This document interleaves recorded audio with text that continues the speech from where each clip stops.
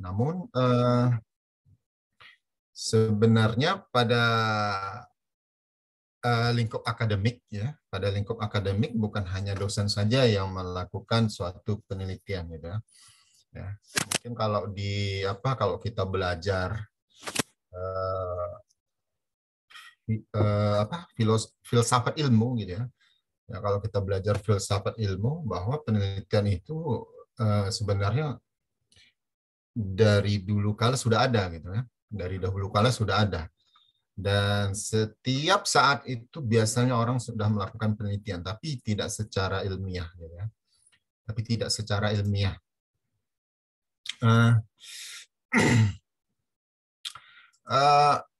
Sehingga dengan berkembangnya penelitian ini berarti pengetahuan itu akan selalu berkembang. Gitu ya. Dengan berkembangnya penelitian ini berarti pengetahuan itu akan berkembang. Oleh sebab itu pada dasarnya bukan hanya dosen saja yang melakukan penelitian. Ya, mahasiswa juga harus melakukan penelitian. Dan penelitian dilakukan oleh mahasiswa mungkin bukan hanya di akhir saja gitu ya. Pada saat akan mau menyelesaikan semester ya, di semester akhir ya dalam bentuk skripsi sebenarnya tidak di situ saja gitu ya. Ya. Jadi pemahaman kita ya kan, pemahaman kita ya selama ini mungkin ya di semester 4 di semester 8 atau di semester 6, nah disitulah mahasiswa melakukan penelitian gitu ya kan. Nah, pada dasarnya sih sebenarnya salah sekali gitu ya. Pada dasarnya sebenarnya itu salah gitu ya. Jadi penelitian yang dilakukan oleh mahasiswa ini harusnya sudah dilakukan di pertengahan tahun pembelajaran ya. Misalnya di tahun kedua, tahun ketiga, tahun keempat gitu. Jadi memang mahasiswa itu memang harus aktif melakukan penelitian gitu. Ya, terlepas dari penelitian dilakukan bersama dengan dosen, dosen melakukan penelitian bersama dengan mahasiswa, atau mahasiswa dengan mahasiswa gitu. Nah, di pertemuan kita yang di hari ini, kita mencoba membahas ini ya, penelitian kolaborasi, peningkatan kolaborasi penelitian mahasiswa dengan dosen. Ya, kenapa? Sebenarnya sederhana saja. Kenapa kita mengambil topik ini? Ya, satu hal ya, karena dosen itu lemah di artikel ilmiah. Itu aja kalau menurut saya. Maka itu di sini saya berusaha untuk sharing knowledge ya kami ya saya dengan Pak Agus berusaha untuk berbagi pengetahuan apa yang kami miliki, bagaimana kami menggerakkan sumber daya yang paling besar sekali ini dalam hal ini adalah mahasiswa untuk bersama-sama dengan kami melakukan suatu penelitian dan nantinya melakukan publikasi secara bersama-sama. Sehingga kalau dibilang nanti di akhir semester atau mau mengurus kepangkatan nggak repot lagi, publis ke jurnal, atau di situ mau ngurus kepangkatan, di situ langsung membuat 3 artikel ilmiah. Nah, tidak seperti itu sebenarnya. Nah, itu dasarnya kenapa kita mau melakukan webinar hari ini ya, tips dan trik. Tidak bermaksud untuk menggurui, Bapak Ibu ya. Tidak bermaksud untuk menggurui, kita di sini hanya sekedar saling berbagi. Saya yakin permasalahan di setiap kampus pasti berbeda-beda. Ya, mungkin nanti bisa kita sharing bagaimana menggerakkan sumber daya itu tadi. Ya, bagaimana menggerakkan sumber daya itu tadi. Oke, di sini perlu saya kenalkan kembali, nama saya Mesran, saya dari Universitas Budi Dharma. Tadi udah dijelasin, saya merupakan salah satu dosen tetap di sana. Ini berupa email saya Google Scholar ID, Scopus ID, Disinta ID, dan nggak terlalu banyak ID ya, gitu. Cukup ini aja udah lumayan lah ini. Oke, nah kita mulai dari yang awal ini tadi ya. Jadi sebelum kita masuk ke tips dan triknya gitu. Jadi biasanya mahasiswa itu belajar pasti dia mencari ini gitu ya, nilai ya. Nilai huruf A atau B atau C atau D atau E gitu ya kan. Nah, dulu pada saat kurikulum berbasis kompetensi ya, kurikulum berbasis kompetensi. Jadi di situ belum belum terapa sekali ya, belum santer sekali bahwa output pembelajaran itu nantinya akan menjadi suatu outcome, ya kan? Output pembelajaran itu akan menjadi suatu outcome. Nah, itu mungkin harus kita pahami dari awal gitu ya. Jadi output pembelajaran gitu. Nah, mungkin dulu kita berpikir bahwa kita memberikan suatu nilai D kepada seorang mahasiswa, tujuannya supaya mahasiswa itu memahami bahwa itulah kemampuan dia mendapatkan suatu nilai. Ya. Pada saat kita memberi mahasiswa itu nilai A, tujuannya sebagai prestis kepada mahasiswa bahwa oh dia itu pintar gitu, layak diberikan nilai A gitu ya kan. Begitu juga nilai E, mungkin kadang kita di sini melihat mahasiswa ini layak mendapatkan nilai E. Walaupun nilai E itu bukan nilai 0 ya, mungkin ada yang 40, ada yang 49 gitu. Nah, jadi 49 juga E gitu ya kan. Nah, dengan yang 50-nya D cuma beda 1 poin misalnya ya kan. Tujuannya dahulu itu hanya untuk ya mengkonversi hasil dari pembelajaran yang diterima, yang diberikan oleh dosen kepada mahasiswa, sejauh mana capaian atau pemahaman mahasiswa di dalam penerimaan pembelajaran itu dikonversi ke dalam suatu huruf gitu. Sehingga dulu kita sering ada buat kuis, kasih tugas, UTS dan UAS gitu ya kan. Nah, semua itu tujuannya cuma satu ini tadi ya. Output pembelajarannya itu hanya suatu nilai huruf A, B, C, D dan E gitu. Tapi semakin ke sini ya, makin ke sini gitu ya kan. Mungkin saya yakin Bapak Ibu mungkin pernah mengikuti di borang akreditasi ya kan. Ya pada dasarnya sih nilai huruf A, B, C, D ini nggak pernah ditanya di borang gitu ya kan. Ya mereka hanya bertanya berapa IPK mahasiswa di akhir rata-rata berapa gitu ya kan. Rata-rata capaiannya berapa. Nah, mereka hanya bertanya itu gitu. Tidak pernah bertanya A, B, C, D-nya. Dan mereka mungkin dulu tidak bertanya tentang penelitian mahasiswa gitu. Itu kriteria ke 7 standar gitu ya kan.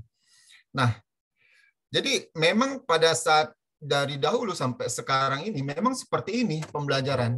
Dosen di akhirnya itu memberikan ini A, B, C, D, E gitu kepada nilai gitu. Nah, namun kalau saya berpikir sekarang ini udah agak berbeda gitu. Ya, sekarang ini agak berbeda. Jadi ini suatu juga output pembelajaran berupa kartu hasil studi yang diterima oleh mahasiswa gitu, ya kan? Yang diterima oleh mahasiswa gitu. Nah, semakin ke sini mungkin dulu berpikir mahasiswa pada saat tamat ditanya bagaimana keahliannya di dalam ini, ternyata nilai huruf ini tidak berkontribusi besar di dalam proses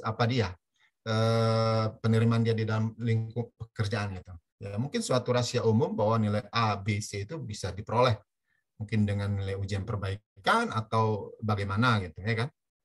Nah, jadi IPK sebagai suatu formalitas saja yang diperlukan pada saat melamar suatu pekerjaan.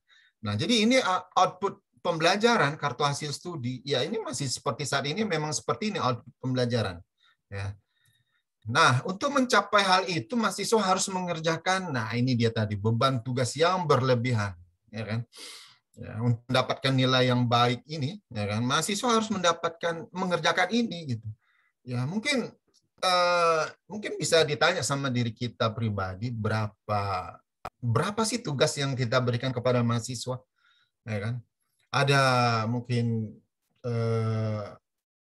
ya mungkin nggak rahasia umum baru masuk, oke ini tugasnya ini gitu ya kan. Nah, baru masuk udah ngasih tugas gitu ya kan, belum ngomong apa-apa gitu ya kan. Nah, oke, udah selesai berapa pertemuan, nah ya ini langsung ada tugas lagi gitu. Jadi sehingga mahasiswa itu akan berpikir Tuhan aja tidak memberikan cobaan yang lebih berat daripada dosen yang memberikan tugas gitu ya kan. Jadi banyak sekali beban tugas yang diberikan oleh dosen kepada mahasiswa. Bisa satu semester itu satu mata kuliah itu bisa sampai 4 kali gitu ya kan. Bisa sampai 4 kali. Ya kan. Tujuannya cuma ini tadi hanya untuk satu nilai A, B, C, D, E. Tapi pada dasarnya sih Ya kan, kalau dilihat dari suatu range nilai, berapalah tugas itu memiliki poin, ya kan? Kalau di bawah orang akreditasi itu paling banter dihargai 20%. Nah, itu berarti nilainya bagus gitu. Itu hanya tugas gitu ya kan. Jadi suatu perguruan tinggi ya berapa sih memberikan beban apa nilai bobot tugas kepada dosen di dalam melakukan penilaian gitu. Karena apa? Ada nilai kehadiran, nilai tugas, nilai UTS dan nilai UAS gitu. Nah, kalau di Budi Dharma saat ini sudah diberikan nilai tugas itu 30% gitu. Ya kan? 30%, sebelumnya 20%. Gitu. Nah, kenapa? Karena banyak kali beban tugas yang diberikan oleh dosen kepada mahasiswa. Makanya itu beban tugasnya mungkin setara dengan UTS bobotnya. Nah, ini tadi ya. Jadi untuk mahasiswa mendapatkan output dari satu pembelajaran, nilai A, B, C, D, E ini tidak jarang dosen memberikan beban tugas yang berlebihan. Karena bukan hanya satu tugas, tapi banyak tugas. Oke. Nah, kalau dipikir-pikir, apa benefit yang diperoleh dosen bila mahasiswa telah diberikan nilai? Nah, ini mungkin bisa kita sendiri yang menjawab. Misalnya gini, Bapak Ibu sudah memberikan ini nilai hasil studi, memberikan nilai gitu. Misalnya kita mengajar komunikasi data gitu. Saya sudah memberikan nilai A- kepada mahasiswa. Ternyata selanjutnya kita berpikir, apa sih benefit yang diberikan oleh dari pemberian nilai ini yang kita peroleh gitu setelah kita berikan nilai kepada mahasiswa, ya kan? Setelah kita selesai proses belajar mengajar, ya kan? Kemudian kita kasih nilai ke program studi gitu. Pertanyaan selanjutnya, apa benefit yang diperoleh dosen bila mahasiswa telah diberikan nilai?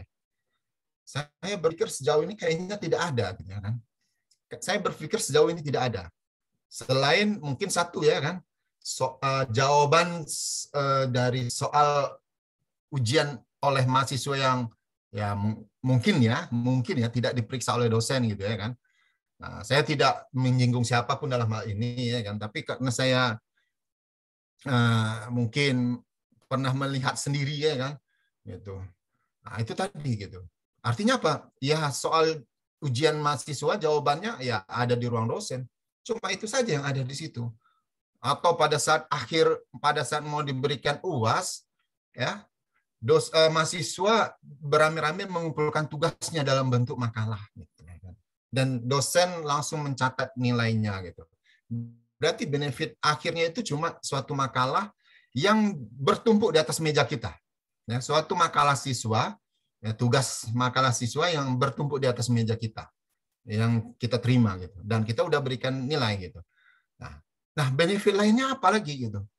Ya, saya kan nggak ada lagi gitu. Nah, ini tadi. Oke, kita lanjut kali ini. Nah, kita baca ini gitu. Padahal dosen selalu pusing dengan beban kinerja dosen, ya, beban kerja dosennya. Nah, ini tadi ya. Kenapa?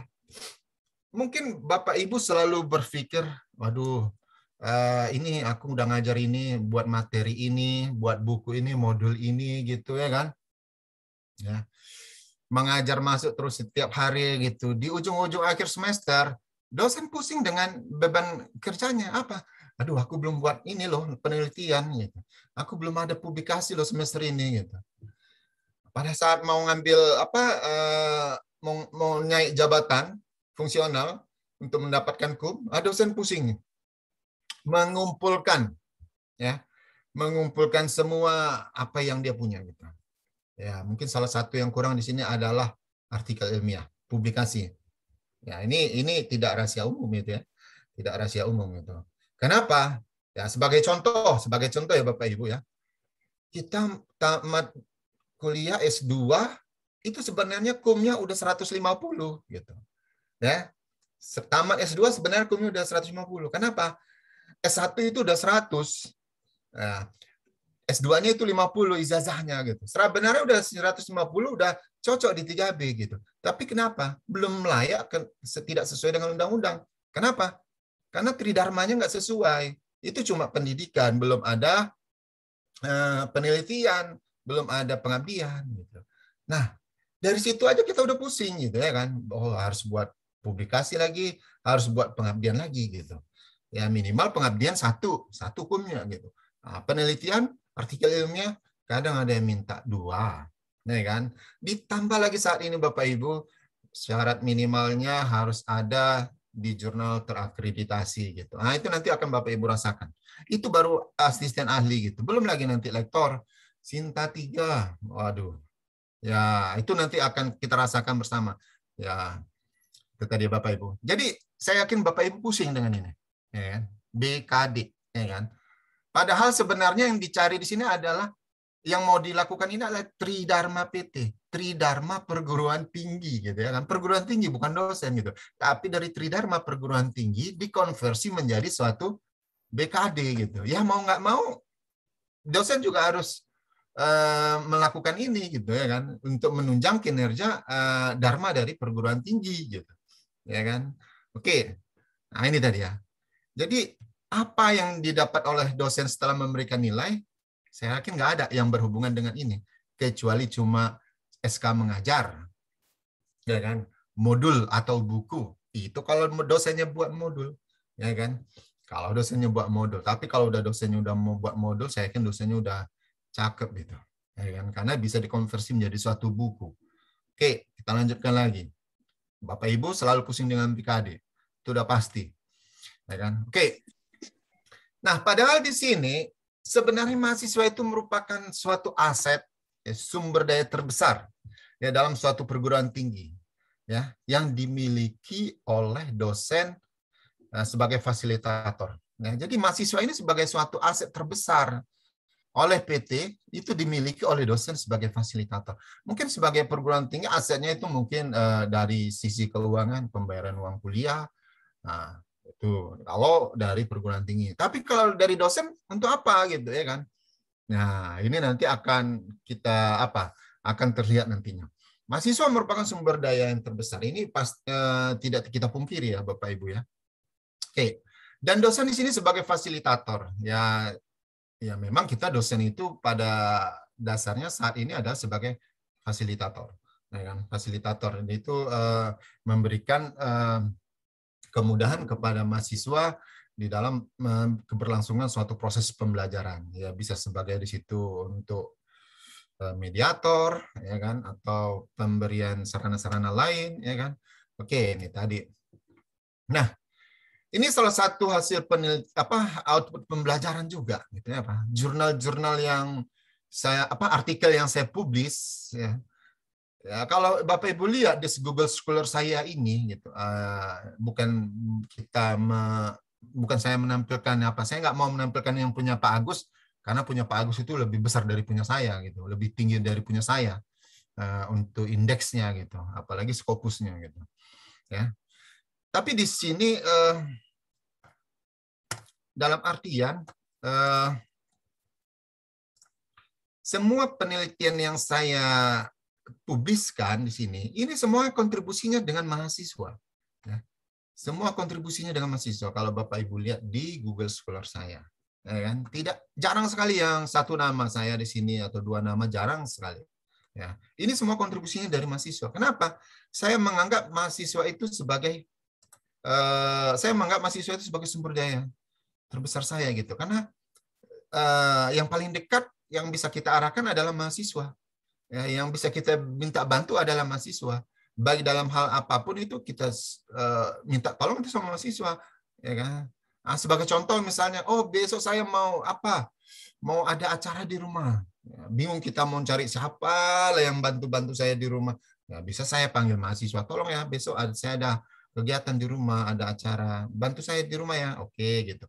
Itu salah satu aset juga kan, SDM juga gitu. Kita minta tolong sama mahasiswa gitu. Nah, kalau saya ini tadi ya apa yang saya bina, saya didik selama ini menjadi sumber daya aset terbesar di mana dia nantinya menghasilkan artikel ilmiah. Hasilnya bisa terlihat di Google Scholar saya. Nah, kebutuhan saat ini ya bahwa di bawah orang 9 kriteria itu Bapak Ibu, di sini ada pertanyaannya dari lingkup penelitian bahwa penelitian dosen tetap program studi yang melibatkan mahasiswa. Nah, Bapak Ibu, di sini bagaimana penelitian dosen tetap program studi yang melibatkan mahasiswa? Ya, biasanya tidak ada pertanyaan ini di Setuju Standar. Biasanya tidak ada. Biasanya cuma penelitian dosen tetap program studi gitu. Tapi di saat ini ada penelitian dosen tetap program studi yang melibatkan mahasiswa. Artinya apa? Kita memang dari sisi dosen harus melibatkan mahasiswa untuk membantu kita di dalam hal melakukan penelitian. Ya bisa saja di situ untuk menyebarkan kuesioner, bisa saja di situ untuk merekap data, ya kan? Bisa saja membantu kita untuk mengambil data di situ. Nah, jadi di situ banyak sekali kegunaan mahasiswa yang kita pilih untuk membantu kita di dalam melakukan penelitian.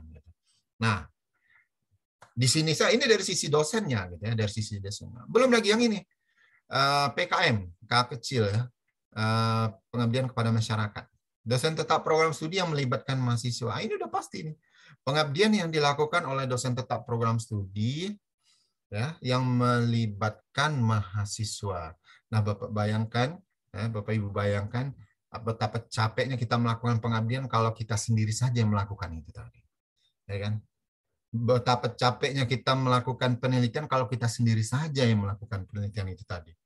Padahal kan ini sebenarnya pertanyaannya penelitian dosen tetap program studi melibatkan mahasiswa. Bagaimana nanti kalau misalnya kita buat mahasiswa saja yang melakukan penelitian, ujung-ujungnya kita buat itu penelitian kita, ya kan? Ya itu bisa saja terjadi gitu ya kan. Dengan kita membumbui, menambahkan sedikit lagi apa yang dilakukan oleh mahasiswa, nah, jadi udah ada sedikit perubahan apa yang dilakukan mahasiswa dengan apa yang kita tambahkan. Nah ini tadi. Apalagi dengan yang seperti ini, ya kan PKM, DTPS yang melibatkan mahasiswa gitu. Nah tentu ini akan semakin menarik Bapak Ibu. Ya, dosen akan sangat terbantu sekali dengan adanya mahasiswa di situ gitu. Ya. Apalagi sekarang ini konsepnya saat ini. Kurikulum merdeka, merdeka belajar. Dan kita belum ada mendengar dosen merdeka ya kan. Belum ada mendengar dosen merdeka. Padahal sih sebenarnya kalau kita bisa mengapain ini ya, bisa mengantisipasi dua hal ini tadi, sebenarnya udah ada dosen merdeka kita jadinya gitu. Kenapa? Kita mampu menggerakkan aset yang terbesar tadi, mahasiswa itu tadi gitu. Kenapa demikian? Contoh, konsep kurikulum merdeka dan merdeka belajar mungkin bagi Bapak Ibu yang sudah pernah mengikuti atau bagi Bapak Ibu yang mungkin di sini ada ketua program studi gitu ya kan. Ya secara garis besar adalah 3 semester mahasiswa itu ya 3 semester mahasiswa itu tidak belajar di program studi. Ya, secara garis besar. 1 semester dia belajar di prodi yang berbeda yang bisa di dalam PT atau di luar PT, ya kan? 1 semester dia melakukan kegiatan di luar di perusahaan misalnya, atau ini magang, atau ini penelitian atau proyek kemanusiaan, dan 1 semester lagi boleh di luar, 2 semester boleh di luar gitu. Nah ini tadi secara garis besar 3 semester mahasiswa itu tidak belajar di program studi gitu. Nah yang nggak enaknya adalah kegiatan yang 3 semester itu, misalnya semester 4 melakukan praktek kerja magang. Jadi selama 6 bulan mereka nggak belajar di kampus, ya kan? Mereka tidak belajar di kampus, mereka di perusahaan, dan dari perusahaan mereka balik ke kampus. Itu semua dikonversi ke dalam nilai mata kuliah. Jadi kegiatan magang atau praktek kerja nantinya dikonversi menjadi beberapa mata kuliah yang harus diberikan nilai. Dan tentu saja pada saat itu dosennya juga harus bertanggung jawab memberikan nilai gitu. Nah, pertanyaannya, pada saat dia magang praktek kerja apa yang dilakukan, setelah dikonversi apa yang dikonversi, itu bagaimana ceritanya gitu. Nah, ya kan? Kenapa demikian gitu? Kita tahu bagaimana kalau kita mengajar dari awal sampai akhir itu kan terstruktur, kasih materi, kasih ini gitu.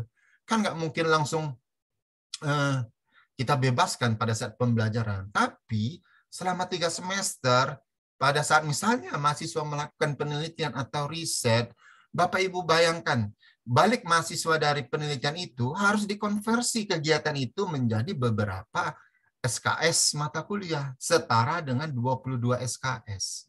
Ya, 20 SKS ya, setara dengan 20 SKS minimal. Nah, 20 SKS itu berarti beberapa mata kuliah yang diakui dari penelitian risetnya. Nah, tentu ini kan akan menjadi suatu permasalahan besar bagi program studi kalau di program studi itu tidak mengantisipasi kurikulum merdeka dari sedini mungkin.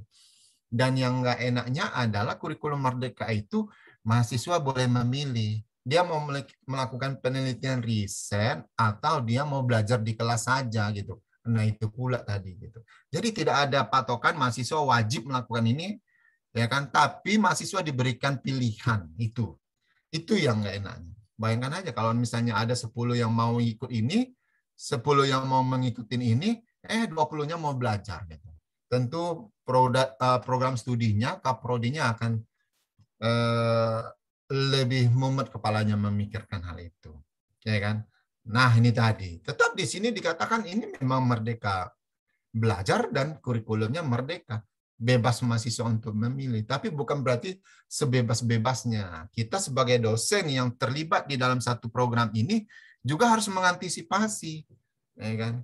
Harus mengantisipasi bagaimana caranya. Kenapa? Karena ada tanggung jawab kita di dalam memberikan nilai. Nah, pada saat itu Bapak Ibu, saya nggak yakin kita melakukan perkuliahan kepada mereka yang berada di luar kampus. Karena mereka nggak ada wajib untuk mengikuti perkuliahan yang kita berikan. Udah salah. Nah, itu menjadi permasalahan yang paling besar. Nah, bagaimana kita mengantisipasinya? Ya kan? Nah, ini yang kita harus pelajari, Bapak Ibu. Cukup berikan satu beban tugas. Ya. Jangan kita memberikan banyak beban tugas gitu. Kenapa? Saya yakin nanti pada saat mahasiswa melakukan proyek kemanusiaan, nanti ada dosen pembimbing yang membimbing mereka di kegiatan ini. Kegiatan wirausaha ada dosen yang membimbing di kegiatan ini gitu. Proyek independen atau asistensi mengajar atau magang atau pertukaran pelajar nantinya atau KKN, ada dosen yang membimbing ini. Dan yakin saya itu tidak belajar di saat kegiatan itu dilangsungkan. Ya kan, Bapak Ibu? Tidak belajar gitu. Tapi apa yang dilakukan oleh dosen? Dosen hanya mengawasi, membimbing secara terstruktur, tapi tidak ada di situ beban mata kuliah yang diberikan. Tentu kan bingung kan? Pada saat akhir kegiatan dikasihkan nilai mata kuliahnya. Nah, ini yang kita antisipasikan. Cukup kita berikan satu beban tugas. Ya, cukup kita berikan satu beban tugas. Apa itu Bapak Ibu? Pilihannya ini aja. Ya kan? Karya ilmiah yang ikut diseminarkan, pengajuan hak cipta, book chapter atau lainnya gitu. Kalau misalnya Bapak Ibu ada gitu. Kalau saya cenderung memilih karya ilmiah gitu. Karena mata kuliah saya itu berhubungan dengan teoritis. Kalau berhubungan dengan misalnya proyek independen, ya proyek membuat aplikasi misalnya, ini cocoknya di sini pengajuan hak cipta dan tentang artikel ilmiah tentang aplikasi yang rancangannya, produknya diajukan hak ciptanya. Nah, ini bisa dapat 2 Bapak Ibu. Ya, bisa dapat 2. Kalau misalnya mahasiswa memilih proyek independen gitu. Kalau mahasiswa memilih penelitian atau riset, ini udah enak sekali karya ilmiah yang ikut diseminarkan. Bisa juga dapat book chapter. Nah, kalau mahasiswa melakukan ini misalnya kegiatan wirausaha. Nah, ini beberapa hari belakangan ini ada juga dosen ya di satu universitas ya minta tolong sama saya, Pak, ini saya ada mahasiswa yang mau tugas akhir, dia mau publis artikel ilmiah tapi artikelnya bukan dalam penelitian, dalam produk kewirausahaan. Saya juga bingung ini. Berarti nanti akan muncul jurnal-jurnal yang berhubungan dengan kewirausahaan. Akan beda dengan jurnal yang berhubungan dengan artikel pengabdian. Ada artikel penelitian, ada artikel pengabdian, dan ada artikel yang berhubungan dengan kewirausahaan. Ini sangat berbeda sekali Bapak Ibu ya. Kenapa? Kalau artikel berhubungan dengan kewirausahaan ini, ya letak perbedaan dengan apa yang dilakukan sebelumnya agak-agak lain juga ini ceritanya, agak rumit juga, memang sama-sama rumit gitu. Nah, ini tadi ya Bapak Ibu ya. Jadi cukup berikan satu beban tugas, tinggal dipilih. Kita mau milih yang mana kita untuk berikan mahasiswa gitu. Nah, saya selama ini dalam bukan satu semester ini malah udah 3 tahun ini, tugas yang saya berikan kepada mahasiswa itu cuma buat artikel ilmiah, tidak ada lebih dari itu. Ya, tidak ada yang lebih dari itu. Ya. Di saat dosen masuk kelas yang menyampaikan poin persentase tugas 30%, saya pada saat awal dimasuk kelas, saya langsung kasih bahwa tugas yang kalian buat itu berhubungan dengan mata kuliah, yaitu membuat artikel ilmiah. Cukup satu tugas saja dari saya ini, tidak ada lagi tugas yang lain. Ya, dan saya memberikan pemahaman kepada mahasiswa bahwa pahami tugas dan latihan itu berbeda, Bapak Ibu. Nah, mungkin Bapak Ibu perlu di sini menyikapi hal itu. Contoh begini ya Bapak Ibu. Bapak Ibu punya modul diktat kuliah. Di dalamnya ada soal hitungan. Ada soal hitungan. Pada saat perkuliahan Bapak Ibu ajarkan kepada mahasiswa. Waktunya udah habis. Soalnya belum selesai dikerjakan. Nah, terus Bapak Ibu bilang apa? Oke, anak-anak, silakan kalian lanjutkan di modul itu. Silakan tugas kaliannya lakukan seperti yang Ibu lakukan tadi sampai selesai gitu. Dibahas kasusnya gitu. Sebenarnya itu bukan tugas Bapak Ibu, tapi itu latihan. Ya. Sebenarnya itu bukan tugas, tapi itu latihan. Karena apa, Bapak Ibu?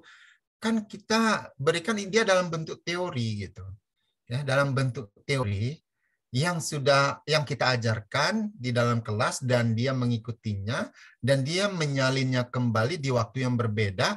Itu sebenarnya latihan. Latihan itu sesuatu yang pernah kita berikan dan diulang-ulang. Itulah latihan Bapak Ibu. Sama dengan selesai materi perkuliahan, ada di situ tulisannya latihan. Nah, itulah dia latihan sebenarnya. Ya, mengulang kembali apa yang dipelajari di kelas. Sedangkan tugas itu sesuatu yang tidak diberikan di depan kelas, Bapak Ibu. Kalau dia diberikan di depan kelas, itu bukan latihan, bukan tugas, tapi itu adalah latihan. Jadi saya selalu memberikan pengertian kepada mahasiswa bahwa itu bukan tugas, itu kan materi saya. Saya nyuruh kalian lanjutkan gitu. Jadi jangan anggap itu adalah tugas. Nah, itu tips saya Bapak Ibu. Jadi di awal saya sudah pertegaskan tugas saya cuma satu ini, buat artikel ilmiah sehubungan dengan pelajaran saya ini. Nah, itu tadi. Jadi di setiap pembelajaran yang saya buat, ya saya ngasih latihan, hitungan-hitungan, terlalu panjang, ya kan? Terlalu panjang atau minggu depannya ada latihan yang sama dengan latihan sebelumnya, saya tinggal bilang aja, materi pertemuan hari ini, kalian buat aja lagi latihan yang kemarin. Coba pelajari lagi. Itu latihan, bukan tugas Bapak Ibu. Walaupun kita nggak masuk, kita bilang aja, materi hari ini kalian buat latihan di halaman sekian. Gitu. Nanti kumpulkan sama saya. Nah, perlu dipahami, itu bukan tugas. Itu latihan, karena ada di modul. Kalau tugas itu tidak ada di modul. Nah, itu tadi ya. Jadi itu yang saya berikan pemahaman kepada mahasiswa. Jadi Bapak Ibu tinggal bisa pilih ini, mau yang 1, 2, atau 3 gitu. Kalau di kami Prodi Manajemen Informatika banyak yang nomor 2 ini pengajuan hak cipta karena dia ada produk, ada program aplikasi gitu. Jadi di Prodi Manajemen Informatika banyak ini mahasiswa yang udah ada pengajuan hak cipta. Ya, satu produk itu kadang ada 3 orang plus 1 dosennya atau kadang 2 dosennya. Book chapter ini masih jarang, ya masih jarang. Dan lainnya Bapak Ibu gitu. Ini pilihannya terserah. Kenapa saya ngambil yang 3 ini? Karena 3 ini adanya di sini Bapak Ibu. Di sini ini saya majukan aja selainnya. Di sini ada. Ini borang 9 kriteria, ada hak cipta. Ya. Ini luaran penelitian atau PKM yang dihasilkan mahasiswa Bapak Ibu. Bayangkan ini. Bukan hanya dosennya. Luaran penelitian atau PKM yang dihasilkan oleh mahasiswa. Nah, ini ada hak cipta, ya kan? Ada buku ber-ISBN, ada book chapter. Oh, mungkin Bapak Ibu berpikir, waduh, ini kayak mana mahasiswa disuruh buat buku ber-ISBN? Ini Bapak Ibu boleh belajar dari Pak Jenner Semarmata, yang founder dari Kita Menulis, Yayasan Kita Menulis. Nah, dia mahasiswanya yang diarahkan buat book chapter jadi suatu buku. Publisnya nanti dalam bentuk suatu buku mahasiswanya itu ada sekitar 20 itu nanti di bukunya itu mahasiswa semua. Itu boleh belajar dari beliau. Nah, kalau book chapter ini artikel ilmiah yang dikumpulkan sebanyak itu ada 10-15 artikel ilmiah jadi satu buku book chapter gitu. Kalau artikel ilmiah ini ada ini publikasi ilmiah mahasiswa Bapak Ibu. Jurnal nasional tidak terakreditasi tahun 3 tahun terakhir berapa, tahun sekarang berapa, tahun pertama berapa. Bayangkan Bapak Ibu kalau misalnya ini cuma di semester 8 aja, kapan ini akan berisi? Kasihan kan Bapak prodinya, ya. Kasihan Bapak prodinya duduk di prodi mikirkan ini isiannya gitu. Jurnal nasional terakreditasi, jurnal internasional bereputasi. Ini pilihannya ini apa? Berikut ini diisi oleh pengusul dari program studi pada program sarjana. Nah, jadi S1 ini wajib mengisi ini. Ya, tidak untuk D3, berbeda pertanyaannya. Ini seminar nasional. Tulisan di media massa wilayah, ini boro-boro ini. Tulisan di media massa nasional ini boro-boro ini. Apa? Ini mahasiswa loh Bapak Ibu. Ya kan? Nah, jadi oleh sebab itu tadi saya katakan pilihannya hanya 3 ini. Kenapa? 3 ini yang ada di borang yang saya lihat. Nah, di borang 9 kriteria.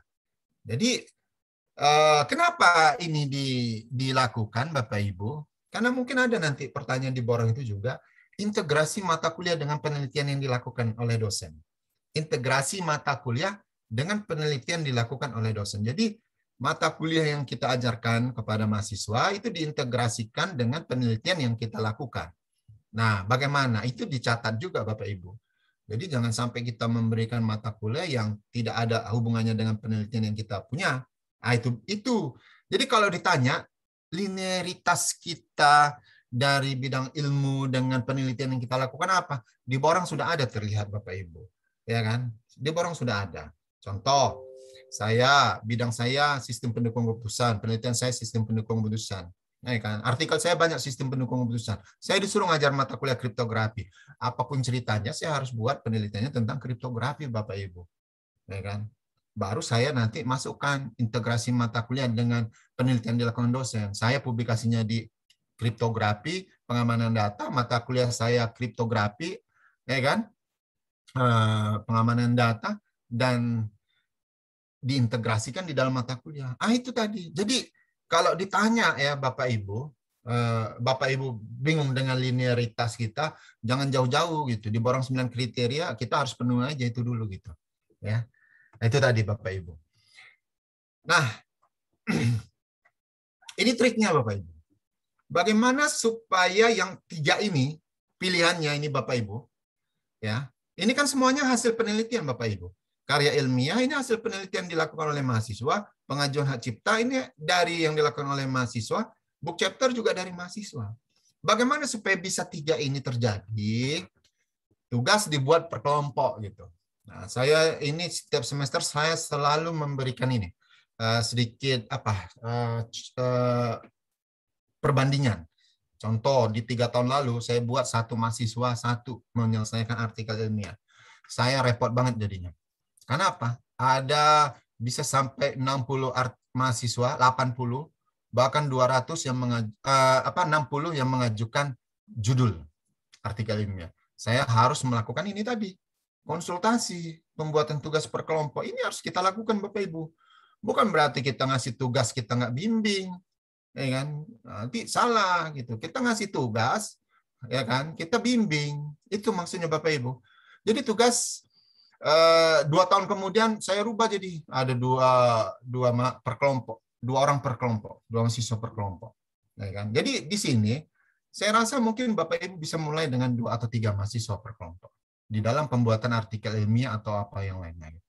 Nah, di dalam pembelajaran yang kita lakukan, sisipkan 2 pertemuan untuk pembahasan tugas, ya kan, dan pembuatan artikel ilmiah. Jadi kita sisip teknik pembuatan artikel ilmiah. Kenapa ini kita sisip? Karena mungkin di kurikulum kita tidak mendukung penulisan artikel ilmiah. Nah, di Budi Dharma, ya di Universitas Budi Dharma ini udah saya ajukan dan udah ada di kurikulum. Di semester 4 sudah ada mata kuliahnya penulisan artikel ilmiah.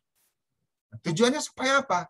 Supaya semua mata kuliah yang ada di semester selanjutnya, dosen memberikan dalam bentuk makalah ilmiah.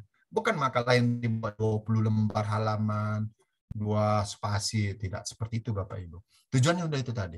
Nah, kalau Bapak Ibu nggak mau menyisipkan dalam 2 pertemuan, buat video teknik pembuatan artikel ilmiah di YouTube. Nah, sehingga mahasiswa akses. Nah, ini kan kemarin kan udah kita pelajari bagaimana membuat videonya. Tidak perlu dan hindari tugas dipresentasikan di depan kelas. Saya paling anti sebenarnya yang beginian, Bapak Ibu. Satu pertemuan 2 jam, saya persilakan kelompok satu mempresentasikan makalahnya. Saya nggak suka seperti itu. Tapi saya suruh aja begini. Arahkan mahasiswa mengikuti seminar nasional dengan benefit tidak perlu UAS dan nilainya diberikan A. Nah, ini maksudnya. Jadi mahasiswa itu langsung presentasi di depan mahasiswa kampus lain atau ada dosen di situ, silakan. Di situ baru dia belajar gitu. Kenapa? Pada saat kita jadi apa yang di dalam kelas melakukan presentasi di depan kelas 2 jam, saya rasa waktunya nggak begitu. Gimana ya maksudnya ya? Kalau saya bilang itu membuang-buang waktu lah gitu. Ya kan hanya untuk presentasi itu. Karena apa? Mata kuliah kita itu berhubungan dengan keilmuan. Ya kan? Bukan seperti di bidang hukum, ya di fakultas hukum yang memang wajib seperti itu lain ceritanya gitu. Nah, ini ada tugas dipresentasikan di depan kelas gitu. Dengan harapan mahasiswa nanti bisa bertanya dan bisa tugas kelompok itu bisa kawannya bisa menjawab ya. Dengan harapannya seperti itu, tapi ternyata tidak. Ya, ternyata tidak, mahasiswa hanya mendengarkan saja, yang kelompoknya hanya menyampaikan saja, udah cuma itu. Tidak terjadi interaksi keilmuan di situ. Jadi saya menghindari yang nomor 3 ini. Saya mengarahkan mahasiswa ikutin seminar nasional. Tapi benefitnya dia tidak ikut UAS dan nilainya A. Nah, ini tadi. Kemudian lakukan konsultasi pembuatan tugas per kelompok. Ini trik saya yang lakukan Bapak Ibu. Memang capek. Setiap minggu saya lihat dulu artikelnya. Saya pakai Telegram. Silakan kirim ke Telegram. Nanti di Telegram saya buat review di artikelnya, saya kasih warna-warna yang berbeda, saya kasih apa yang perlu ditambahkan, apa yang perlu diediting. Itu dari itu nanti saya kembalikan lagi ke chat Telegramnya. Seperti itu saya lakukan. Nggak mesti harus ketemu ya Bapak Ibu. Di Telegram semuanya udah bisa. Ini trik yang saya lakukan selama 3 tahun ini. Tujuannya untuk ini, supaya mahasiswa memiliki prestasi akademik. Loh, kok prestasi akademik? Pada saat mahasiswa diarahkan untuk mengikuti seminar nasional, ya kan, itu sudah lingkupnya nasional Bapak Ibu, ya kan, lingkupnya nasional. Gitu. Artikel yang terbaik dia udah dapat prestasinya Bapak Ibu, ya, dia udah dapat prestasinya gitu. Atau kita mau mengirimkan mahasiswa kita ikut lomba robotik, boleh, tapi berapa tahun sekali ada gitu. Berapa tahun sekali ada gitu. Atau lomba algoritma atau perhitungan komputasi atau boleh silakan bagus, tapi berapa tahun sekali ada gitu. Dan biasanya mahasiswa udah minder kalau yang begitu-begituan. Dan itu hanya orang grup khusus tertentu gitu yang ada tim-tim namanya tim klubnya di kampusnya. Nggak semua mahasiswa bisa ngikutin gitu. Nah, tapi kalau misalnya artikel ilmiah diikuti di seminar nasional, secara nasional, dia bisa mendapatkan artikel terbaik atau presenter terbaik. Itu adalah udah prestasi akademik, Bapak Ibu. Dan itu bisa diakui di sini. Seminar nasional, ya kan? Dan misalnya publis di jurnal terakreditasi, bisa diakui di sini, Bapak Ibu. Nah, kenapa ini? Luaran penelitian dan PKM mahasiswa. Ini yang dipunyai oleh mahasiswa, Bapak Ibu. Ya. Jadi ini bisa diisi. Ya. Bapak Ibu, ini bisa diisi. Oke. Nah, ini seperti yang saya bilang tadi, luaran penelitian dan PKM mahasiswa, ya, ini sama. Ya. Jadi ini bisa diisi. Ini bisa diisi Bapak Ibu. Jadi kalau misalnya kita sebagai dosen memberikan yang seperti itu tadi di awal, ini prodinya akan tersenyum dia, nggak pusing kepalanya mengisi ini tadi. Dia tinggal lihat Google Scholar dosennya. Oh ada, oh ini punya mahasiswa gitu. Kata kuncinya begini Bapak Ibu. Penelitian yang dilakukan oleh mahasiswa itu, 1 mahasiswa sebagai ketua kelompok, 3 mahasiswa sebagai anggota, dan 1 dosen pembimbing. Itu kata kuncinya. Jadi artikel ilmiah yang dipublikasikan cuma 1 pembimbingnya. Jangan ada 2, tapi mahasiswanya bisa ada 3. Jadi jangan Bapak Ibu bilang ya, skripsi mahasiswa itu penelitian mahasiswa. Itu beda, bisa masuk di sini Bapak Ibu.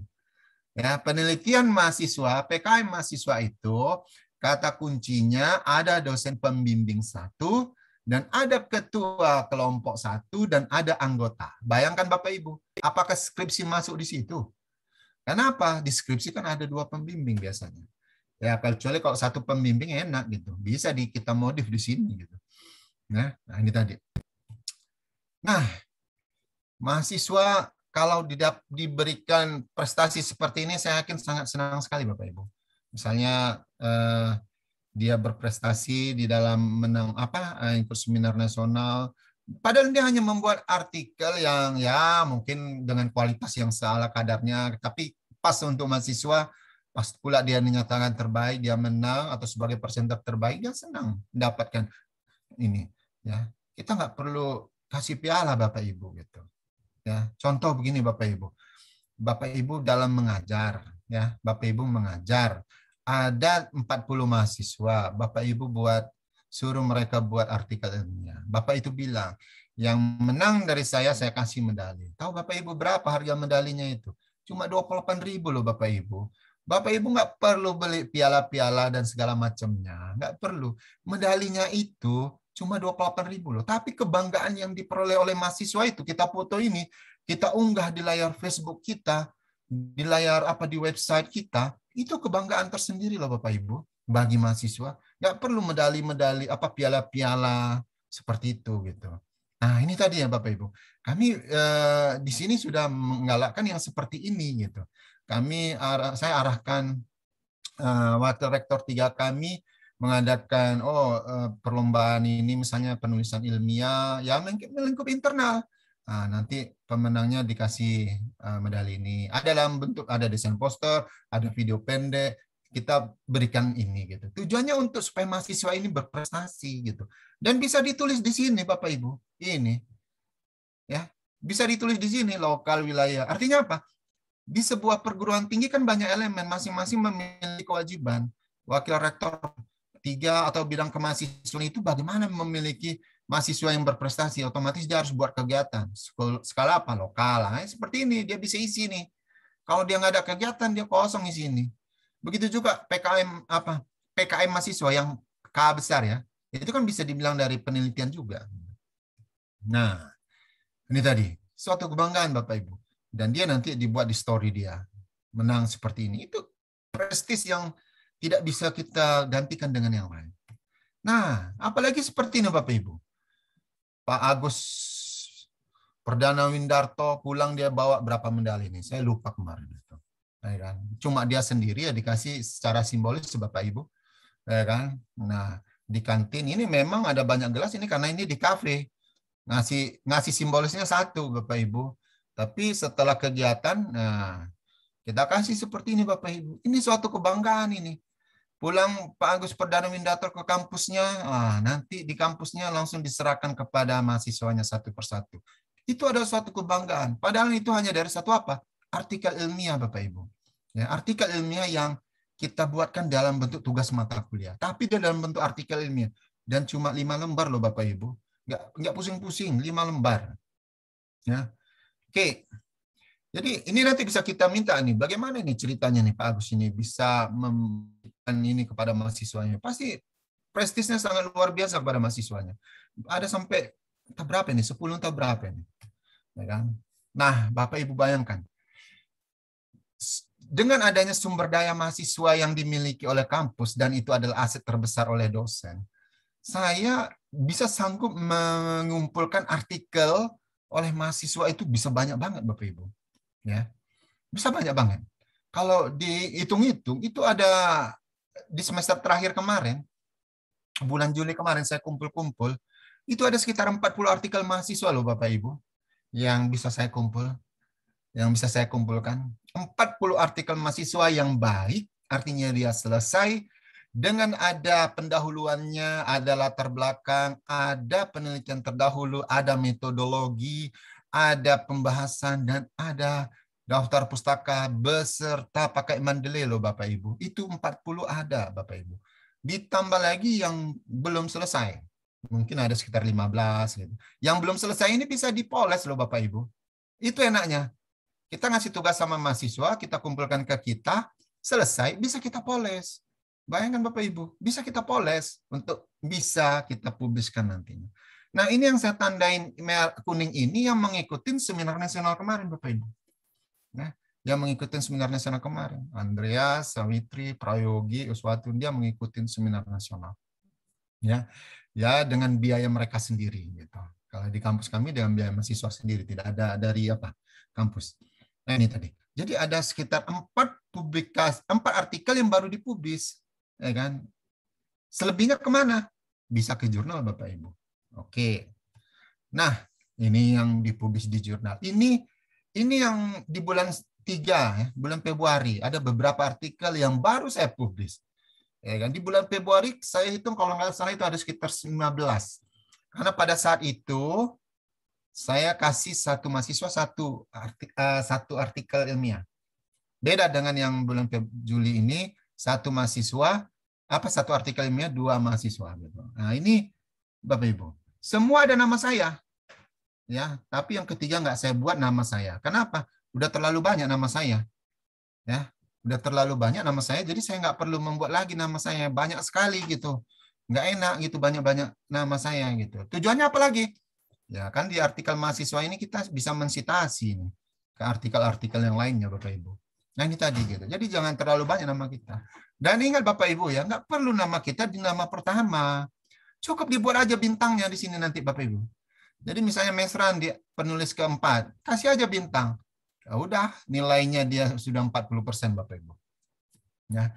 Jadi nggak perlu kita tulis pertama di sini, nggak perlu. Kayaknya itu dulu lah kita tulis yang pertama. Kita harus selalu jadi yang pertama. Kayaknya bisa Bapak Ibu buanglah pikiran yang seperti itu gitu. Nah, sebenarnya juga ya kalau dibilang dari sisi etika juga nggak enak gitu ya kan. Dari sisi etika ya Bapak Ibu. Padahal sih sebenarnya hukumnya samanya itu. Sekarang ini PAK 2019 kan diakui kontributor. Jadi kita kasih bintang aja. Bintang itu artinya kontributor, koresponden. Ya. Jadi ini tadi, Bapak Ibu. Tips. Dampingi mahasiswa dalam pembuatan tugasnya, bertindaklah sebagai fasilitator, lakukan konsultasi terstruktur, susah di depan, memang capek di depan Bapak Ibu, tapi di akhir bahagia. Bayangkan, 40 artikel sama Bapak Ibu, tersimpan di laptop, bukan di atas meja loh. Buat grup kelas, ini grup kelas saya buat namanya kelas BBM, belajar bersama Mesran. Ya, kelas BBM, di Telegram Bapak Ibu.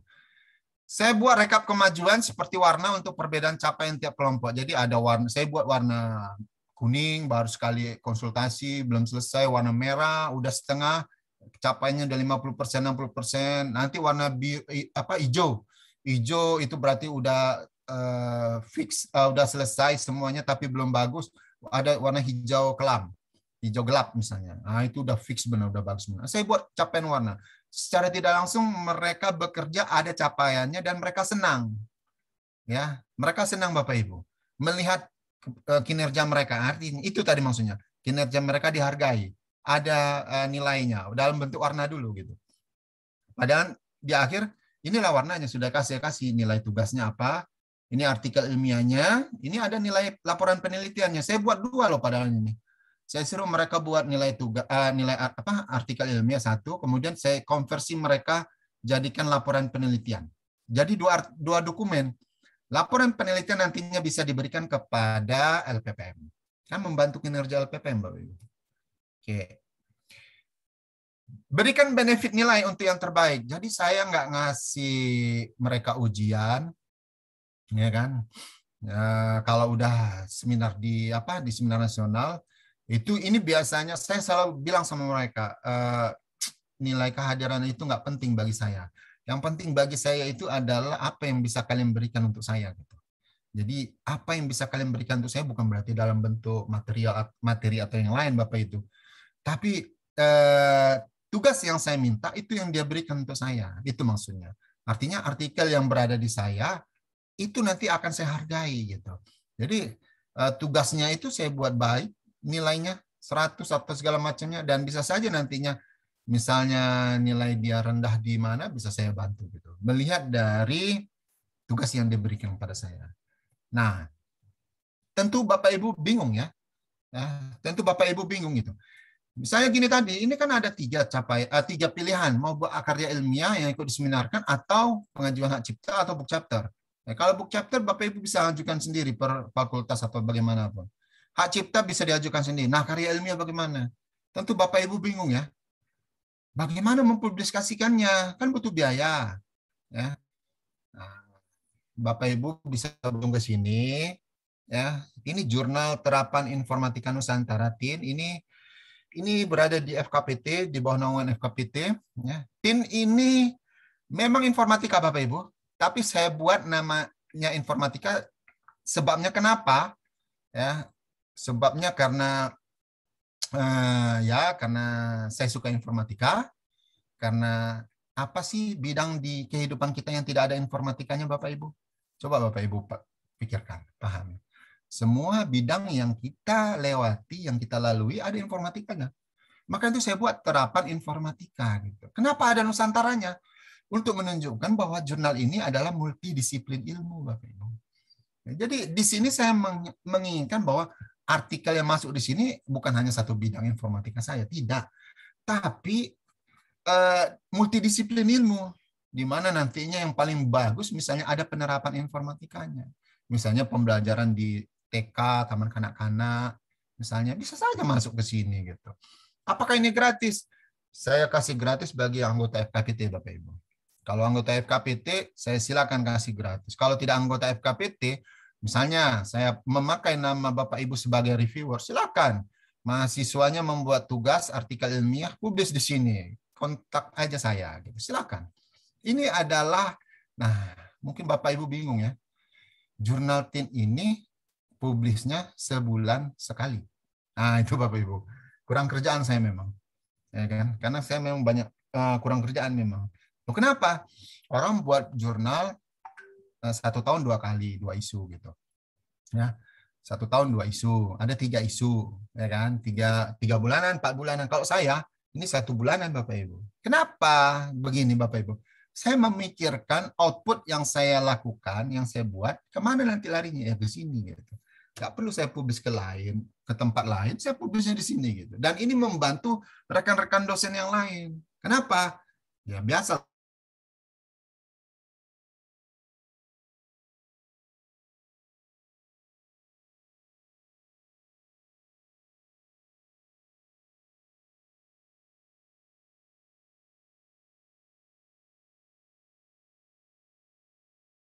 Suaranya mati tuh, Pak. Tampaknya sinyalnya ada gangguan. Pak Mesran, masih adakah? Ya, kita tunggu sebentar ya.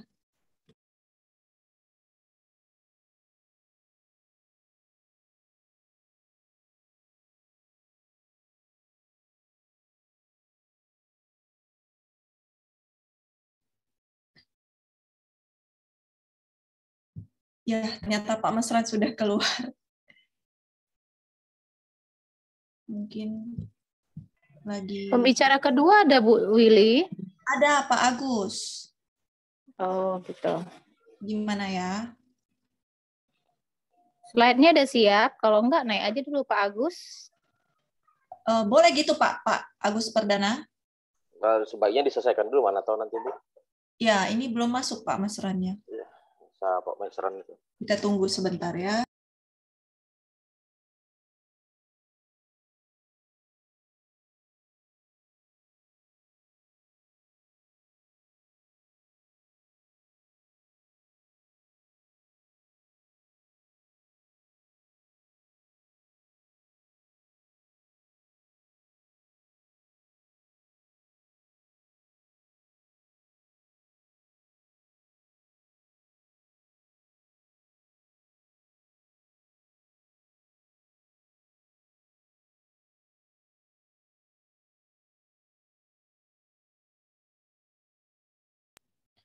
Maaf, ternyata kata Pak Mesran lagi mati lampu. Gimana kita lanjutkan Pak Agus? Iya, makanya tadi saya bilang ini masuk aja dulu Pak Agus. Nanti tinggal membaca ini aja pertanyaan nanti Pak Mesran yang disambung. Berhubung waktu 15 ini. Tapi izin ya teman-teman semuanya, berhubung Pak Mesran lagi mati lampu dan sinyalnya hilang, saya persilahkan kepada Pak Agus Pardana Windarto. Nah, ini pemateri kedua, saya susup dulu. Ini Bapak berasal dari Stikom Tunas Bangsa dan sudah malang melintang ya di dunia Scopus, Sinta. Dan itu tadi kita juga dapat kebanggaan atau prestis dari yang anak mahasiswa dapat medali ya. Saya baru lihat, jadi aplaus buat Pak Agus. Waktu dan tempat saya persilakan. Oke, terima kasih. Saya ucapkan kepada Ibu moderator ya. Jadi narasumber kita pertama itu terputus, jadi mohon izin ada gabung lagi nih, sepertinya Pak Mesran. Sudah masuk. Pak Mesran.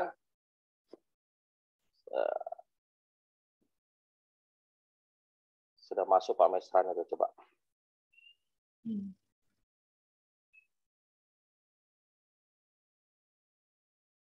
Halo Pak Mesran. Belum dijawab. Pak Mesran. Lanjut, mati lampu. Sebenarnya jadi, udah habis. Sudah. Jadi saya lanjut Pak Mesran. Silakan Pak Agus. Oke, saya lanjut lagi ya. Tadi sebenarnya kalau begini cukup Pak Mesran saja, nggak usah saya lagi, karena Pak Mesran sudah habis diborong semuanya kan gitu. Sebelumnya saya izin share dulu untuk slide presentasinya. Oke, tadi yang sudah disampaikan Pak Mesran tadi sudah cukup banyak ya, bagaimana tips dan trik meningkatkan kolaborasi penelitian dosen dan mahasiswa yang dilihat dari sisi institusi dan dosennya ya, jadi lebih ke pengisian borang, bahwa sebenarnya kolaborasi itu hal yang penting. Nah, sebelum kita berbicara panjang lebar, ya di sini saya ucapkan salam dulu kepada semua Dewan Pembina FKPT ya, beserta jajarannya, salam hormat dari saya. Kemudian saya hormati juga tadi sebagai narasumber pertama, yang kebetulan juga adalah rekan saya ya. Ada juga tadi beberapa rekan seperti Pak Rahmat ya, Pak Rahmat, Ibu Fatira, Bu Eti, Pak Anjar ya, rekan saya yang selalu bersama saya kalau kemana-mana karena sedang proses S3 ya Pak. Mudah-mudahan clear 2 tahun ini. Tak lupa juga kita panjatkan puji dan syukur kehadirat Allah Subhanahu wa taala, di mana pada kesempatan hari ini kita masih diberi kesempatan untuk berkumpul ya, untuk saling berbagi ilmu dalam acara webinar salawat beri salam kita panjatkan kepada junjungan kita Nabi besar Muhammad SAW, di mana kita semua nanti berharap dapat syafaat beliau di yaumil akhir. Amin amin ya rabbal alamin. Nah, kenalkan sebelum saya berbicara panjang lebar, sebenarnya Pak Mesran saja tadi sudah cukup sebagai narasumber pertama. Tidak usah lagi saya ya. Karena Pak Mesran juga saya banyak belajar dari beliau. Saya dosen baru saja, Bu. Baru saja saya mulai dosen. Jadi kalau dilihat dari Google Scholar saya ini 2017 saya baru memulai penelitian gitu ya. Baru mulai penelitian. Home base saya itu di Stikom Tunas Bangsa. Bidang ilmu saya itu adalah kecerdasan buatan. Ya. Tapi di sini saya dikasih amanah untuk membagikan tips dan trik. Nah, saya juga beberapa menjadi reviewer di jurnal internasional. Walaupun bahasa Inggrisnya nggak bagus-bagus banget, tapi insya Allah dapat amanah menjadi reviewer tetap di jurnal tersebut. Ya, kemudian ada juga di Sinta 2, Sinta 3, dan Sinta 4. Dan juga saya juga sebagai pengelola jurnal, yang beberapa jurnal kita itu sudah akreditasi. Kemudian ada juga yang sedang proses reakreditasi. Semoga ini bisa tercapai. Sudah tahap pengajuan dan proses penilaian. Dan kemudian ada beberapa jurnal kita juga sedang melakukan proses pengajuan akreditasi. Ya, rata-rata ini semua bidangnya jurnal penelitian. Ada satu jurnal pengabdian yang sedang kita ajukan. Mudah-mudahan akhir tahun ini akreditasinya keluar. Nah, selain itu juga saya merupakan pembina dari komunitas, Bu. Jadi saya punya komunitas di Stikom Tunas Bangsa. Komunitas itu saya beri nama pemburu jurnal, Bapak Ibu ya. Jadi pemburu jurnal itu terbentuknya itu mereka karena kebutuhan dari sebuah institusi yang mengharuskan harus mengaktifkan dosen-dosennya. Jadi mereka merupakan garda depan untuk membantu meningkatkan publikasi. Nah, di sini saya sudah terdiri dari 2 angkatan. Angkatan pertama itu alhamdulillah sudah tamat. Ini angkatan kedua sedang proses tamat juga, sedang penyusunan skripsi. Nah, sekarang saya sudah juga merekrut kembali anggota baru untuk pemburu jurnal angkatan ketiga. Jadi banyak prestasi yang sudah dihasilkan oleh pemburu jurnal ini, baik itu di konferensi internasional, seminar nasional, bahkan di jurnal-jurnal Sinta, seperti Sinta 2 ya, Sinta 2, Sinta 3 itu sudah banyak.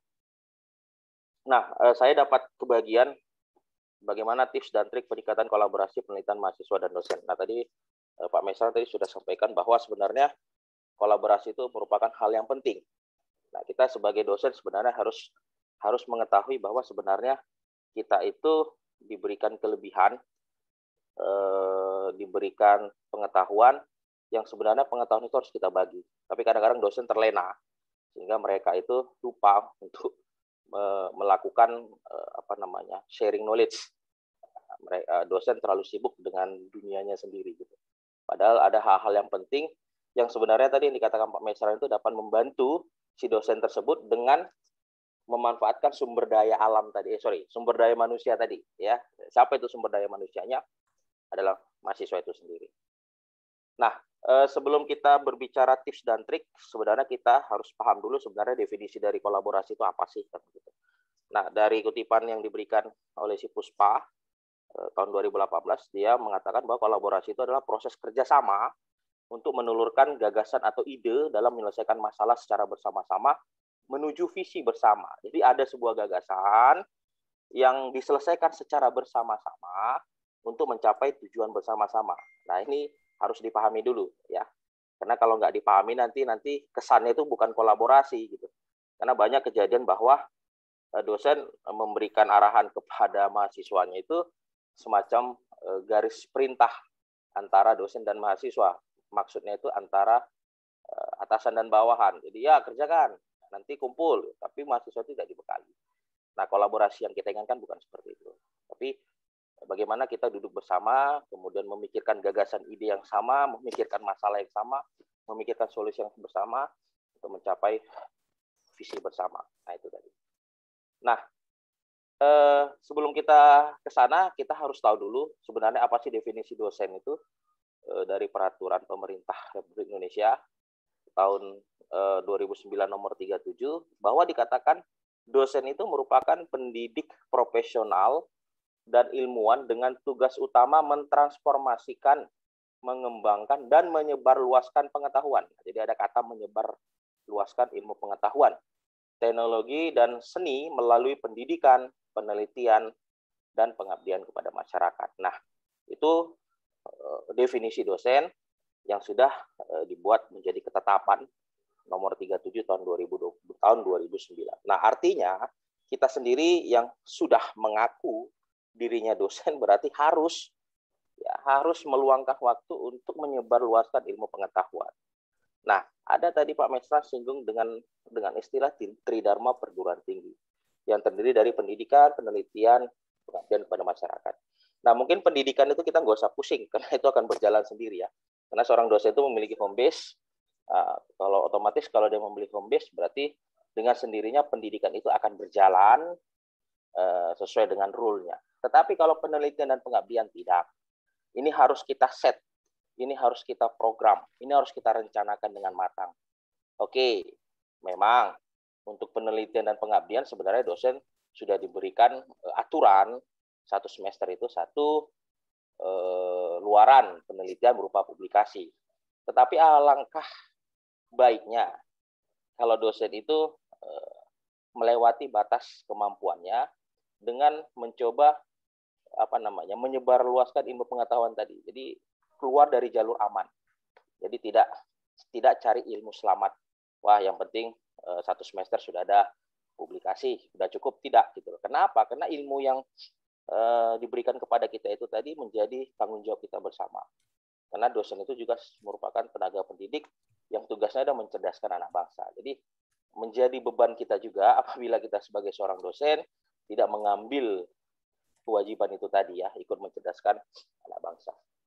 Nah, itu tadi definisi dari dosen. Nah, berbicara dengan luaran penelitian, tadi Pak Mesra juga sudah singgung bahwa sebenarnya penelitian itu memiliki banyak luaran. Nah, untuk melakukan kolaborasi, sebenarnya kita bisa buat luaran itu ke poin-poin yang sudah saya tentukan ini. Tetapi kolaborasi yang kita bahas, kita sharing pada kesempatan hari ini adalah kolaborasi antara dosen dan mahasiswa. Karena banyak juga kolaborasi antara sama dosen, ada juga kolaborasi dengan dosen yang di luar institusi, ada juga kolaborasi dengan industri dan lain sebagainya. Tapi kita fokuskan dulu memanfaatkan sumber daya manusia tadi dengan melakukan kolaborasi dengan mahasiswa. Nah, luaran apa yang sebenarnya yang bisa kita buat dari penelitian itu? Yang pertama, publikasi jurnal nasional. Nah, itu terbagi atas 2, akreditasi dan non-akreditasi. Kemudian ada publikasi jurnal internasional yang bereputasi, apakah itu Scopus ataupun WOS. Kemudian ada proceeding seminar nasional, ada proceeding seminar internasional, ada HKI dan Bu Chapter. Nah, mungkin yang saya beri warna merah ini yang mungkin bisa kita capai kalau kita betul-betul fokus. Ya, ada publikasi jurnal nasional, ada proceeding seminar nasional, ada HKI dan Bu Chapter. Nah, tidak menutup kemungkinan proceeding seminar internasional bisa kita lakukan, jurnal internasional bisa kita lakukan, tapi mungkin dengan perencanaan yang matang ke depannya. Jadi kita bisa alihkan penelitian kita itu ke beberapa luaran yang sudah saya beri tanda itu, beri warna merah ini. Nah, ada sebuah kata bijak dari Winston Churchill, saya kutip ya, dia bilang, waktu itu tidak berpihak pada siapapun, tapi waktu dapat menjadi sahabat bagi mereka yang memegang dan memperlakukannya dengan baik. Artinya apa? Banyak dosen yang sudah mengajar bertahun-tahun, terlena dengan mengajar bertahun-tahun, tetapi ketika kita lihat track record-nya, ternyata minim gitu loh. Mereka hanya fokus ke pengajaran. Nah, kita bisa lihat seorang dosen itu aktif atau tidaknya meneliti itu dari salah satu indikator, misalnya dari mana Google Scholar. Nah, walaupun itu memang bukan patokan, tapi kita sebagai dosen, kita bisa melihat dosen tersebut aktif atau tidaknya meneliti dari Google Scholar. Padahal sering kita lihat bahwa dosen itu sudah dosen senior, gitu. sudah lama mengajar, gitu. Tapi mereka lama bangunnya sehingga mereka tidak sadar bahwa sebenarnya waktu itu sudah menggilas mereka. Nah, oleh karena itu tidak ada kata terlambat. Nah, mari kita sama-sama untuk bangun, kemudian kita manfaatkan sumber daya alam sumber daya manusia yang ada di sekitar kita untuk bisa saling kolaborasi. Nah, saya akan coba bagikan tips dan trik ya. Jadi saya bagi 2 ya, ada tips, ada trik. Jadi kalau tips itu dia saran atau arahan dari seseorang dengan maksud dan tujuan agar orang itu mengerjakan sesuatu. Sementara trik itu adalah cara cepat atau cara mudah ya yang diberikan orang yang sudah berpengalaman. Jadi ada beberapa tips dan trik nantinya. Semoga nanti ini bisa membantu ya. Jadi tidak ada maksud mengajari, tidak ada maksud mengajari Bapak Ibu sekalian. Nah, kita sama-sama belajar. Karena bagaimanapun tadi saya baru pemula Bu ya. Jadi baru 2017 saya baru mulai melakukan penelitian. Nah, sebelum melakukan itu kita harus tahu dulu ada beberapa tips yang harus dipahami seorang dosen sebelum melakukan kolaborasi. Jadi harus ada tahap pre-processing-nya, harus ada persiapan. Jadi nggak boleh langsung kucuk-kucuk buat kolaborasi, tidak. Kita harus tahu dulu. Jadi dosen harus memenuhi kriteria ini dulu. Karena ini penting. Karena kita ingin melakukan kolaborasi itu dalam jangka waktu yang panjang, tidak sebentar saja. Jadi kita harus pahami dulu. Apa yang pertama harus dipahami? Pahami bidang ilmu. Nah, mungkin sebagai seorang dosen kita memiliki bidang ilmu masing-masing. Ya, ada bidang ilmu komputer, ada bidang ilmu kesehatan, manajemen, ekonomi, dan lain sebagainya. Nah, cara paling simpel untuk memahami bidang ilmu itu adalah mata kuliah yang kita bawakan ketika kita mengajar tiap semester. Nah, jadi pastikan dulu, karena kita membuat sebuah penelitian yang luarannya itu nanti adalah manuskrip yang bisa kita publish ke jurnal, ke seminar, nah, pasti sesuai dengan bidang ilmu kita.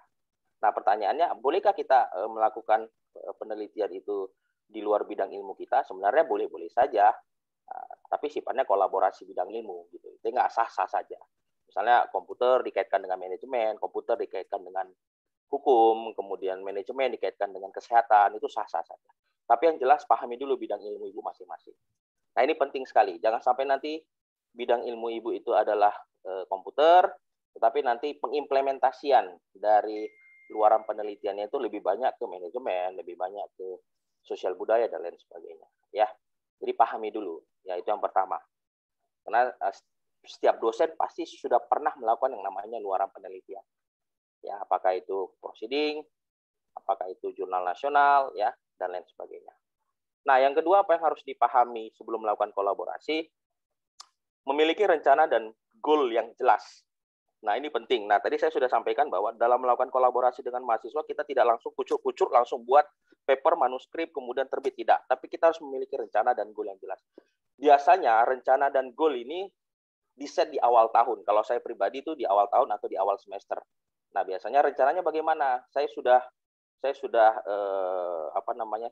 cari informasi kira-kira semester ke depan ini atau 1 tahun ke depan ini, ya, kalau misalnya ibu-ibu sulit untuk berpikir semesternya, itu kita bermain per tahun saja. Misalnya di akhir 2021 nanti mau masuk 2022, ibu harus cari apa rencana goal yang bakal saya tuju gitu. Oh ya, ternyata di 2022 nanti ada 4 seminar nasional, 1 seminar internasional, kemudian ada 2 jurnal biasa atau non akreditasi yang bakal saya tuju. Nah, goal-goal itu nanti akan menjadi tujuan yang jelas ketika nanti ibu membentuk sebuah tim kolaborasi. Jadi rencanakan dulu. Karena biasanya kalau kita itu misalnya membuat sebuah kolaborasi dengan mahasiswa, misalnya, oh ya, bulan 3 ini ada seminar nih. Bulan 3 2022 ada seminar. Berarti persiapannya itu jauh hari harus kita lakukan. Minimal dia 6 bulan. 6 bulan sebelum kegiatan itu sudah kita lakukan persiapan. Nah, itu penting sekali. Kenapa itu penting sekali? Karena kita mau proyek ini jangka panjang. Ya, jadi miliki rencana dan goal yang jelas. Ya, karena kita juga nggak mau kita punya tim, tapi kita bingung setelah tim itu terbentuk kita mau ngapain, kita nggak ngerti. Jadi pastikan ibu dulu, ya. Jadi pastikan bapak ibu itu memiliki rencana. Cari, oh kira-kira kalau saya pribadi itu saya akan mencari, oh ya ini bentar lagi tahun 2021. Nah, di akhir 2021 ini masih ada nggak seminar nasional? Nah, saya cari itu, saya cari informasinya di Google. Oh ya ternyata masih ada. Kalau misalnya di masa pandemik ini lebih enak lagi kan, tidak harus kita datang ke lokasi, kita cukup melakukan webinar saja. Artinya kita diuntungkan juga gitu loh. Kegiatan pandemi ini kita diuntungkan juga. Tidak selalunya kita rugi, tapi kita selalu diuntungkan. Ada keuntungan yang kita peroleh. Artinya itu tadi, mahasiswa tidak harus ke sana. Kita bisa menyiapkan ruangan, kemudian mahasiswa bisa presentasi di sana. Artinya target goal itu bisa lebih besar daripada tahun-tahun sebelumnya yang sebelum ada pandemi. Nah, kita harus berpikir ke situ, selalu berpikir hal-hal seperti itu. Kemudian apa lagi yang harus kita persiapkan? Luangkan waktu. Nah, ini penting sekali. Ketika kita nanti sudah memiliki tim, otomatis waktu itu sangat dibutuhkan. Nah, saya mengetahui kalau dosen itu sangat sibuk gitu. Ya boro-boro nanti jam kelasnya banyak sekali, pagi, siang, malam gitu kan. Kapan lagi gitu kan? Senin sampai Sabtu ngajar, Minggu untuk keluarga, kapan lagi? Tetapi kalau mau kegiatan ini berjangka panjang, Bapak Ibu harus bisa meluangkan waktu gitu loh. Meluangkan waktunya itu biasanya di jam-jam istirahat saja. Kalau saya pribadi itu cukup meluangkan waktu sekitar 2 jam. Itu biasanya siang jam 12 sampai jam 2. Jam 12 sampai jam 2 itu saya luangkan waktu untuk yang namanya melakukan melakukan kalau ada paper, kalau ada manuskrip yang masuk berarti perbaikan. Kalau ada misalnya sharing ilmu berarti saya di jam itulah saya melakukannya. Jadi luangkan waktu, ya. Bolehkah meluangkan waktunya di hari libur? Ya boleh-boleh saja gitu loh. Ya tidak mesti harus setiap hari. Misalnya seminggu itu saya luangkan waktu sekali atau sebulan itu ada 5 kali, nggak masalah. Yang penting luangkan waktu itu adalah supaya ibu bisa memantau sampai sejauh mana tim ibu itu bekerja gitu. Itu penting sekali. Karena kalau meluangkan waktu itu, kan ada media sosial sekarang Pak, seperti WA gitu. Kita kan bisa komunikasi dari WA, itu tidak efektif gitu. Ya. Jadi kita harus meluangkan waktu. Tapi masa pandemi Pak, ya kita bisa gunakan misalnya aplikasi Zoom gitu kan. Jadi kita bisa memantau secara langsung gitu. Nah, itu yang ketiga. Yang berikutnya apa? Sharing ilmu pengetahuan. Nah, ini penting sekali, Bu ya. Jadi sebenarnya sebelum terbentuknya tim kolaborasi, kita harus bekali dulu mereka dengan ilmu. Ya, kita ajarkan ilmu kita kepada mereka. Itu nggak bisa sekejap. Misalnya kalau saya pribadi bidang ilmu saya kecerdasan buatan, Bu. Jadi saya bisa SPK, bisa data mining, bisa machine learning, bisa deep learning, ya. Jadi saya ajarkan itu ke mahasiswa saya, gitu loh. Kenapa? Karena banyak pengalaman yang terjadi adalah kebetulan saya pengelola jurnal, gitu kan. Pengelola jurnal ada di jurnal saya itu saya beri WA untuk informasi. Jadi mahasiswa komunikasi ke saya. Komunikasinya sederhana. Pak, saya bisa masukkan artikel, silahkan. Apakah artikel ini sudah terakreditasi? Nah, padahal di situ udah jelas, ya kan, volume dari artikel saya itu masih volume 1, nomor 1. Itu pasti tidak terakreditasi, kan belum terakreditasi, karena syarat dari akreditasi itu kan minimal dia 2 tahun. Artinya apa? Berarti si mahasiswa ini tidak dibekali pengetahuan-pengetahuan seperti itu. Gitu. Jadi ini penting sekali ya. Jadi sharing ilmu pengetahuan itu adalah minimal kita itu mengajarkan kepada mahasiswa yang bakal kita jadikan tim tadi itu ilmu pengetahuan gitu. Bidang ilmu kita gitu.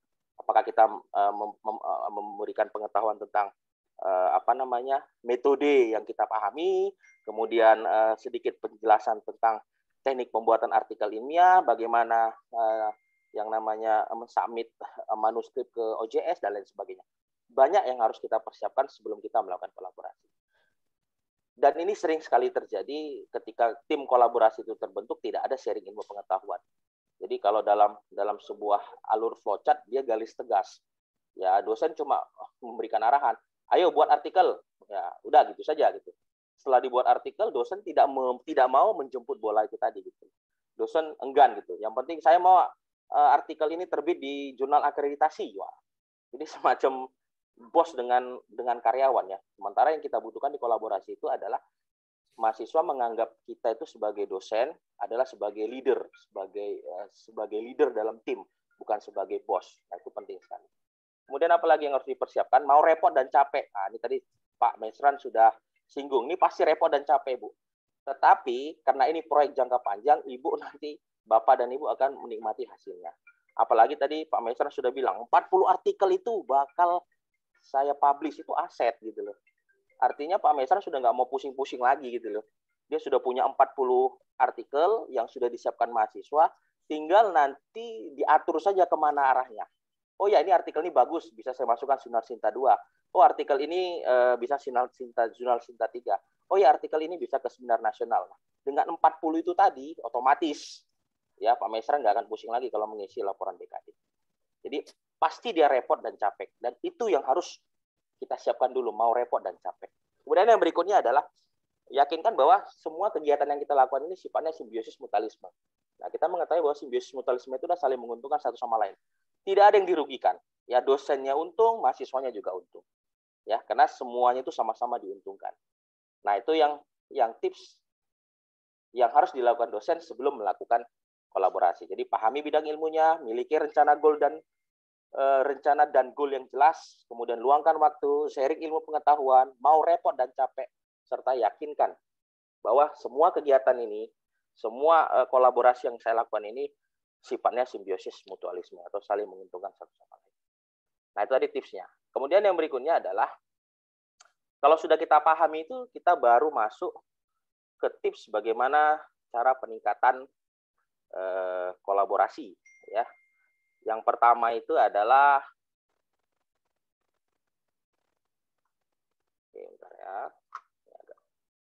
nah, jadi ini dulu. Tadi kalau tadi sudah Ibu penuhi tadi syarat yang pertama, kemudian tips yang pertama itu adalah untuk peningkatan kolaborasi penelitian dosen dan mahasiswa adalah pilih anggota tim yang memiliki kompetensi.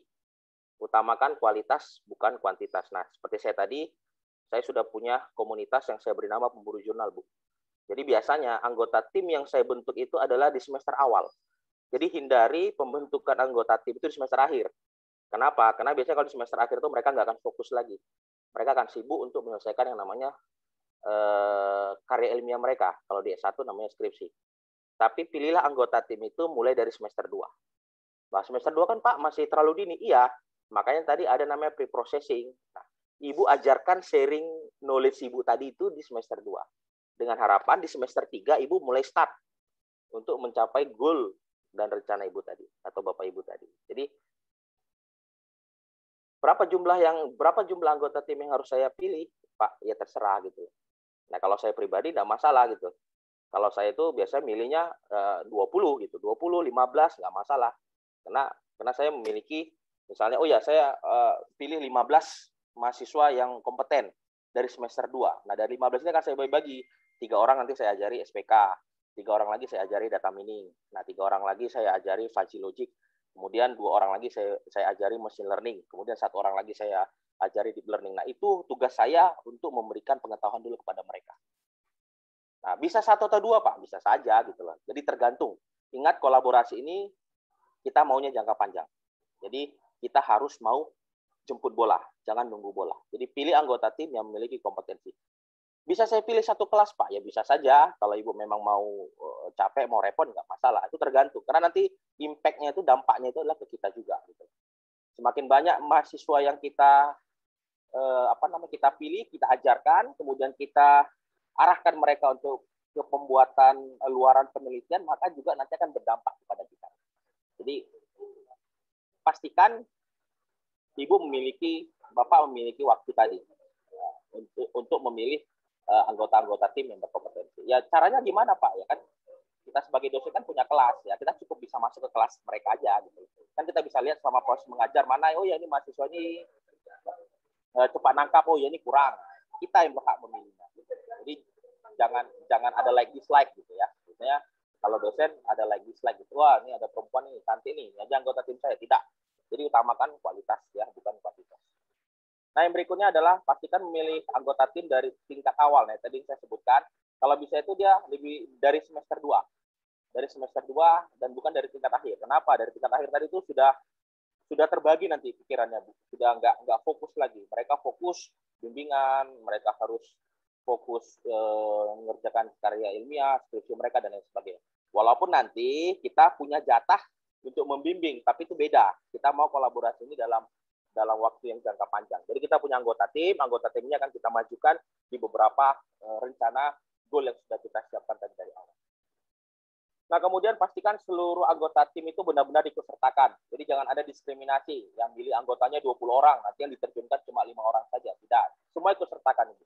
Kalau saya pribadi punya anggota pemburu jurnal, ada 15 tim, nah 15 tim itu akan saya bagi, Bu. Tidak semuanya saya ikutkan ke seminar. 10 saya ikutkan ke seminar, 2 saya masukkan ke jurnal Sinta 2, 3 saya masukkan ke jurnal Sinta 3. Tetapi itu saya manage, saya perhatikan mereka. Jadi pastikan semua anggota tim itu benar-benar kita ikut sertakan. Nah, itu penting sekali. Jadi jangan sampai tadi seperti saya sebutkan, milih anggotanya banyak, begitu turun nanti cuma 1 orang. Jangan, ya. Makanya kita di sini harus mau repot dan capek. Ya. Kemudian yang berikutnya adalah kurangi penggunaan email sebagai media kolaborasi.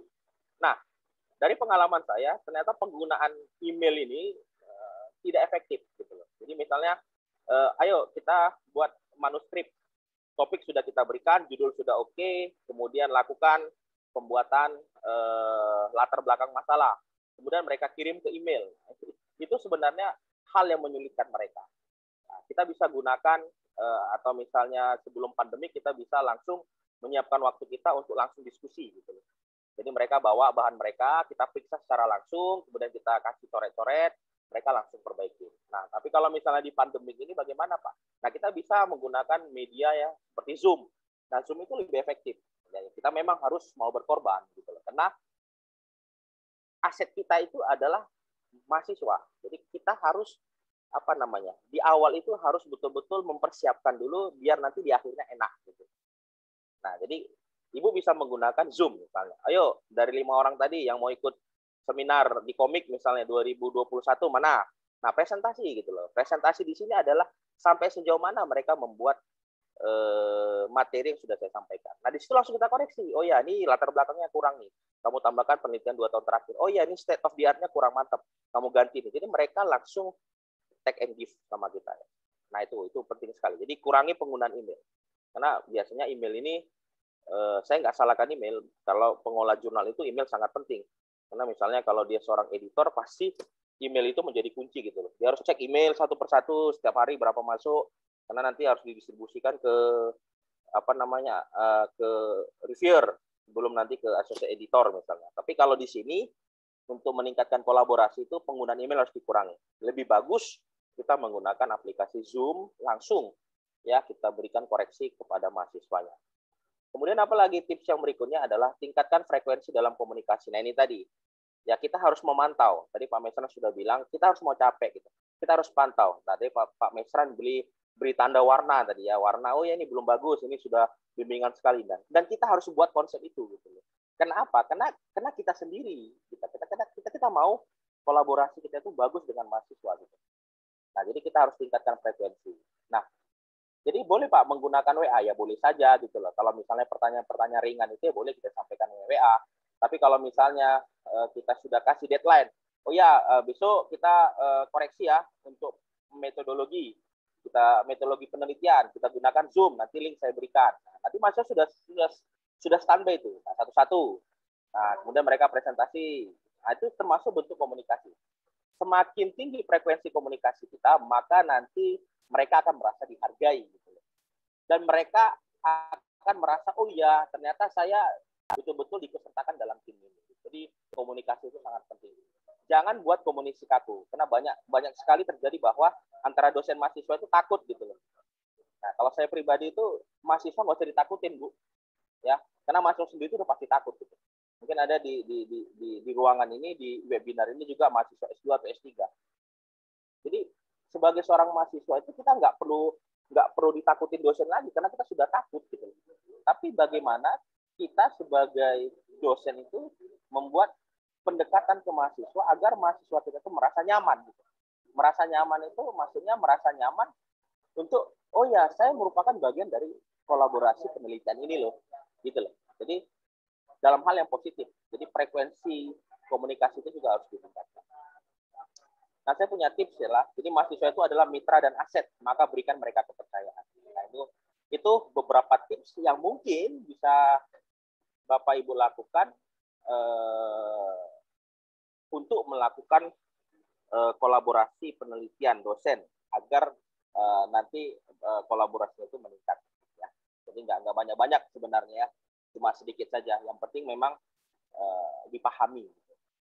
Nah, kalau tadi tipsnya sudah saya berikan, nah saya akan berikan triknya. Nah, apa trik yang pertama? Yang pertama adalah meyakinkan anggota tim dengan selalu memberikan motivasi. Nah, motivasi ini penting sekali, Bu. Jadi sesudah anggota tim itu terbentuk, maka tugas kita sebagai seorang dosen adalah memberikan motivasi. Nah, motivasi yang kita gunakan itu bisa motivasi dengan bahasa seperti ini, bahwa sebenarnya kolaborasi ini terbentuk adalah karena untuk program S1 itu memang harus ada publikasi jurnal ilmiah. Jadi dari semester 2 kalian itu dididik untuk bisa bagaimana menerbitkan manuskrip di jurnal ilmiah yang nantinya ketika nanti sudah semester akhir, kalian nggak bingung lagi. Karena memang banyak kejadian, sudah semester akhir, sudah tamat, pengen ngambil ijazah, publikasi jurnal nasional, tetapi mereka nggak paham prosedurnya seperti apa. Nah, tetapi kalau anggota tim yang sudah kita beri, ya sharing knowledge tadi dari awal, mereka nggak akan kelabakan dalam hal publikasi. Minimal mereka sudah paham, oh ya, bagaimana mencari jurnal nasional yang mereka tuju, kemudian bagaimana mendownload template-nya, kemudian bagaimana menuliskan idenya dari skripsi ke artikel tersebut, kemudian bagaimana menggunakan reference manager, mereka sudah paham. Sampai mereka bagaimana submit. Nah, ini bisa menjadi keyword yang sangat, kalau saya bilang sangat jos ya, untuk memberikan motivasi. Bahwa sebenarnya kolaborasi ini bukan hanya untuk kita saja, tetapi untuk kalian. Nah, di mana poinnya itu tadi. Untuk program S1 itu wajib terbit di jurnal ilmiah. Di sini tidak ada disebutkan terakreditasi. Dia jurnal ilmiah, berarti bebas. Ya, nah, banyak juga pengalaman yang saya dapat bahwa dosen hanya menyuruh saja mahasiswanya tanpa memberikan pengetahuan tentang hal ini. Yaudah, kamu terbit saja di jurnal nasional akreditasi. Nah, dosennya mengarahkan seperti itu. Yang lebih parahnya lagi, setelah dilihat track record dosennya saja nggak pernah masuk ke jurnal nasional akreditasi. Itu kan lucu. Jadi kita jangan sampai seperti itu. Ya, kita harus bimbing mahasiswa kita. Kalau saya pribadi, saya mau capek gitu loh. Kenapa? Karena benefitnya sudah saya rasakan gitu. Nah, alhamdulillah kemarin baru lulus Serdos. Ini mau ngisi laporan BKD. Kalau ngisi laporan yang di kegiatan penelitiannya saya nggak usah bingung gitu. Karena banyak banget ya artikel yang bisa saya masukkan. Tinggal saya pilih gitu. Karena beberapa dosen juga ada case-nya itu yang masih bingung gitu. Masih kelabakan untuk mempublikasikan gitu. Misalnya di semester genap ini ya dari Februari 2021 sampai September 2021. Nah, mereka masih bingung tuh belum ada publikasinya gitu. Kalau saya sudah ada. Kenapa? Karena itu tadi ya dari awal atau dari jauh hari saya sudah mau capek gitu. Karena benefitnya ini, gitu. Itu yang pertama. Jadi meyakinkan anggota tim dengan selalu memberikan motivasi. Kemudian yang berikutnya adalah menjadi leader dalam tim bukan bos. Ini saya sebutkan tadi ya. Banyak kasus itu dosen bertindak sebagai bos. Jadi hanya menyuruh saja. Ya udah kamu buat artikel ilmiah, kamu terbitkan di jurnal nasional. Saya nggak mau tahu.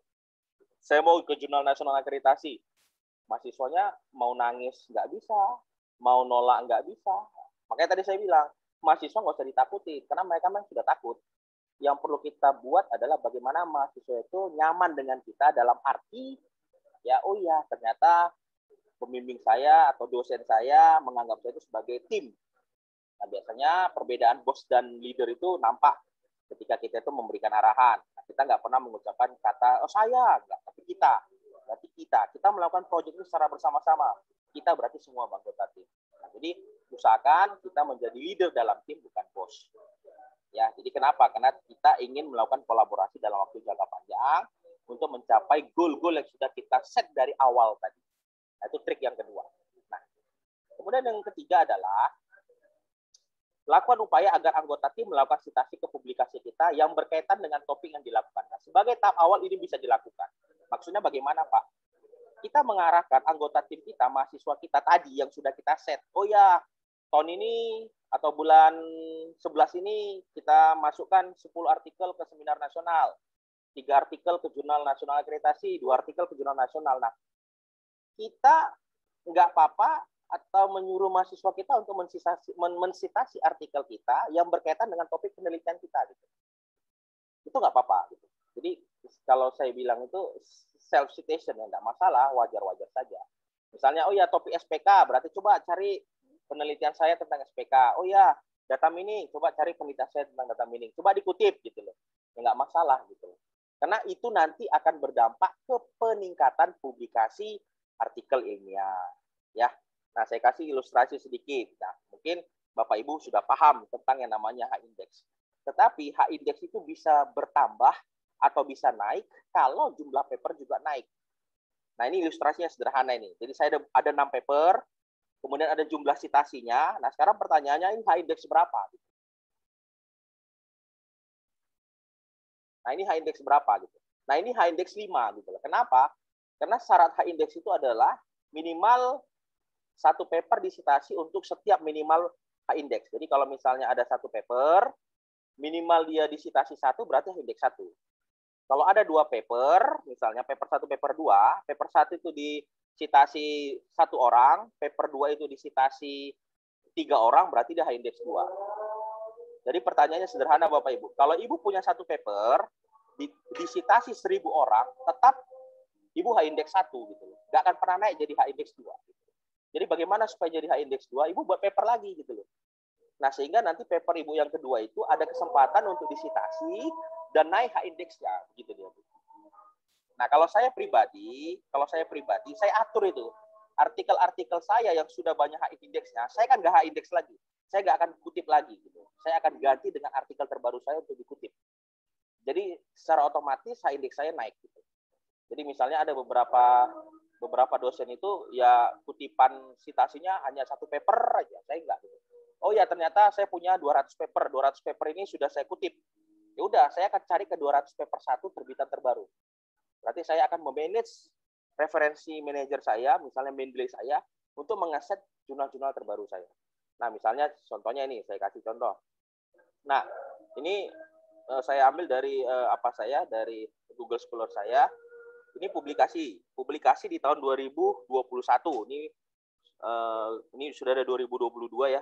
Ini dari book chapter dari Springer.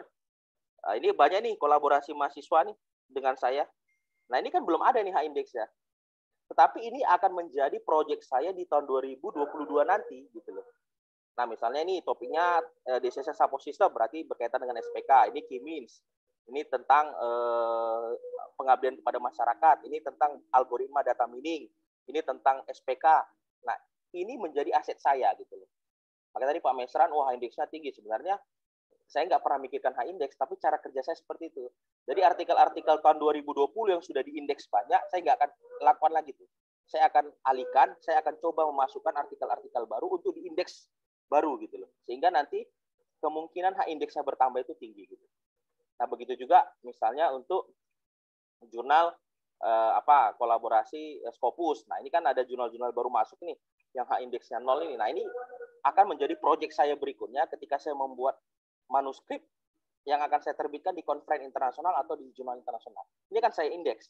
Biar apa? Biar tadi naik gitu loh. Sehingga kemungkinan besar H-index itu akan naik. Kenapa? Karena paper saya sudah bertambah. Kalau papernya bertambah berarti kemungkinan H-index itu naik cukup tinggi. Nah, itu kuncinya. Nah, tadi saya sudah sebutkan, kalau paper Bapak Ibunya cuma 1, disitasi 1.000 orang, tetap H-index-nya 1. Jadi bagaimana Ibu berupaya, bagaimana supaya papernya itu bertambah. Nah, itu tadi melibatkan kolaborasi dengan mahasiswa. Nah, itu dia tadi ya. Oke, itu trik yang ketiga. Trik yang keempat apa? Nah, revisi manuskrip secara real time, ini saya sebutkan tadi. Jadi kebanyakan dosen itu karena sudah banyak kerjaan, Pak, saya sudah selesai, ya kirim saja ke email. Dosennya lupa gitu. Apalagi dosennya sudah sampai rumah, kemudian anaknya masih kecil, main-main sama anaknya, lupa merevisi. Artinya apa? Kita kalau bisa jangan sampai menurunkan semangat dari anggota tim kita gitu. Alangkah senang dan bahagianya ketika mereka menyampaikan manuskrip yang akan kita periksa, kita langsung kasih revisinya. Gitu. Mereka akan senang sekali. Kita harus jemput bola. Nah, tadi saya sudah sebutkan keywordnya, kita jangan membuat perintah seperti pos, tapi kita mencoba membuat mahasiswa itu sebagai rekan kita. Kita harus menjadi sebuah leader dalam sebuah tim, bukan bos. Nah, itu dia. Jadi revisi segala artikel, kemudian kasih perbaikannya, kasih capaiannya sudah sampai berapa. Biar mereka juga segera memperbaiki kalau masih ada kelemahan artikel tersebut. Nah, manfaatnya banyak ya. Dari revisi manuskrip secara langsung ini bisa mengurangi keraguan. Nah, keraguan siapa? Keraguan si mahasiswa tadi. Mempercepat proses umpan balik dan mengurangi penggunaan email. Karena tadi saya sebutkan penggunaan email itu tidak efektif. Jadi revisi manuskrip secara real time ini bisa dilakukan tadi via Zoom dan lain sebagainya. Kemudian yang berikutnya adalah memberikan apresiasi kepada anggota tim. Tadi disebutkan Pak Mesran tadi sudah. Nah, apresiasinya itu biasa saja sih Pak, nggak usah yang mewah-mewah. Kalau saya pribadi itu adalah pembiayaan manuskrip. Loh, jadi ada paper yang memang saya biayai sendiri dengan biaya saya, karena memang targetnya tinggi. Misalnya, oh ya, paper yang dibuat oleh pemburu jurnal saya itu cocok untuk Sinta 2, karena memang banyak beberapa artikel mahasiswa saya sudah masuk ke Sinta 2. Bahkan, saya punya ide bahwa mahasiswa itu idenya ternyata banyak kalau kita bisa mengcover. Nah, saya banyak ketemu ide-ide mahasiswa yang saya sendiri saja nggak kepikiran seperti itu. Itu yang pertama. Yang kedua, saya banyak ketemu ide-ide yang judul-judul artikel mereka itu sudah selevel S2 untuk bidang komputer. Nah, kenapa saya bilang level S2? Karena level S2 itu kan sifatnya sudah memperbaiki metode, sudah memperbaiki algoritma. Mereka sudah ke situ gitu. Sementara S1 itu kan judul-judul komputernya itu kan dia masih mengimplementasi. Misalnya, sistem pendukung keputusan dalam penilaian dosen berprestasi di kampus XYZ. Jadi ada masalah penilaian dosen berprestasi diselesaikan dengan sistem pendukung keputusan. Udah sebatas itu. Tapi kadang-kadang tidak ada judul-judul yang menarik menurut saya yang saya tuh nggak terpikir. Nah, ada kemarin satu judul mahasiswa saya, misalnya dia paham itu, misalnya di data mining. Data mining itu saya ambil C45. C45 itu bagian dari klasifikasi. Klasifikasi C45 itu kelemahannya di gen. Jadi dia membuat judul, misalnya optimasi metode genetika dalam memperbaiki struktur gen dengan algoritma C45. Wah, mantap sekali dalam hati saya. Saya terpikir langsung, ini harus masuk ke Sinta 2. Makanya karena dia Sinta 2, ya nggak masalah. Gitu. Kita kolaborasi, dan pembiayaannya itu saya tanggung. Gitu. Kenapa? Karena dampaknya juga ke saya. Nah, pembiayaan manuskrip itu saya lakukan Kalau misalnya saya lagi nggak punya duit, ya 50% nggak apa-apa. Yang penting kita sudah kasih arahan ke mahasiswa gitu loh. Makanya kita harus lakukan pendekatan tadi. Jadi dia merasa, oh ya ternyata nggak masalah 50-50% gitu loh. Atau nggak menutup kemungkinan juga kadang-kadang 100% saya biayai. Nah, di manuskrip itu tetap mahasiswa itu sebagai penulis pertama saya buat. Nggak pernah saya sebagai penulis pertama. Karena memang itu hak mereka. Walaupun misalnya artikel itu sudah kita poles dengan kemampuan kita, tetap mereka sebagai penulis pertama. Oke, itu yang pertama. Yang kedua, bisa traktir makan bareng gitu. Jadi saya sering lakukan dengan Pak Anjar ini ya. Kalau misalnya habis ikut kegiatan seminar atau mereka sudah bantu pekerjaan kita, misalnya borang kemarin ya, borang akreditasi, prestasi mahasiswa, kita ajak dia makan gitu. Ya, biayanya gimana Pak ya? Saya kadang-kadang patungan sama Pak Anjar ya, nggak masalah gitu. Yang penting mereka senang, dan ketika kita bentuk lagi, kita adakan lagi kegiatan, mereka langsung respon cepat gitu loh. Oke, baik Pak, siap Pak. Kapan datang Pak? Di mana Pak? Di mana kita? Wah, enak banget begitu. Berarti mereka sudah menganggap kita itu sebagai orang tua kita. Gitu. Nah, yang berikutnya adalah mengucapkan kata terima kasih. Nah, ini juga termasuk hal yang terpenting. Ya, kadang karena kita seorang dosen mungkin enggan mengucapkan kata terima kasih. Tapi saya pribadi sering mengucapkan kata terima kasih. Nah, kemarin yang dikasih foto Pak Mesran itu adalah mahasiswa saya dari pemburu jurnal yang menang misalnya makalah terbaik. Nah, saya ucapkan terima kasih gitu. Saya terucapkan terima kasih kepada kalian, karena kalian maka setidaknya ini menjadi aset kita nantinya dalam melakukan reakreditasi. Tanpa kalian, kampus ini nggak ada apa-apanya. Tetap kita berikan sambutan kepada mahasiswa. Kemudian memberikan motivasi. Nah, ini motivasi juga penting ya. Jadi setiap berkumpul selalu kita berikan motivasi gitu. Motivasinya itu ya terserah apakah itu penyusunan target berikutnya ya atau motivasi apa, itu terserah. Itu kita buat dalam suasana kekeluargaan, tidak terlalu tegang. Jadi pemberian apresiasi kepada tim itu merupakan trik yang sangat jitu juga. Ya, tadi kalau saya pribadi tadi pembiayaan manuskrip, makan bareng gitu ya, mengucapkan kata terima kasih atau memberikan motivasi itu penting sekali. Saya sudah coba ini dan sangat efisien. Nah, terima kasih ya. Mungkin itu saja yang bisa saya sampaikan. Mohon maaf ada kata-kata yang salah, saya kembalikan kepada moderator. Terima kasih kepada Pak Agus Perdana Windarto dari Stikom Tunas Bangsa. Aduh, sangat menarik, luar biasa dua pemateri hari ini. Jadinya saya bertambah nih ilmu untuk kolaborasi dengan mahasiswa.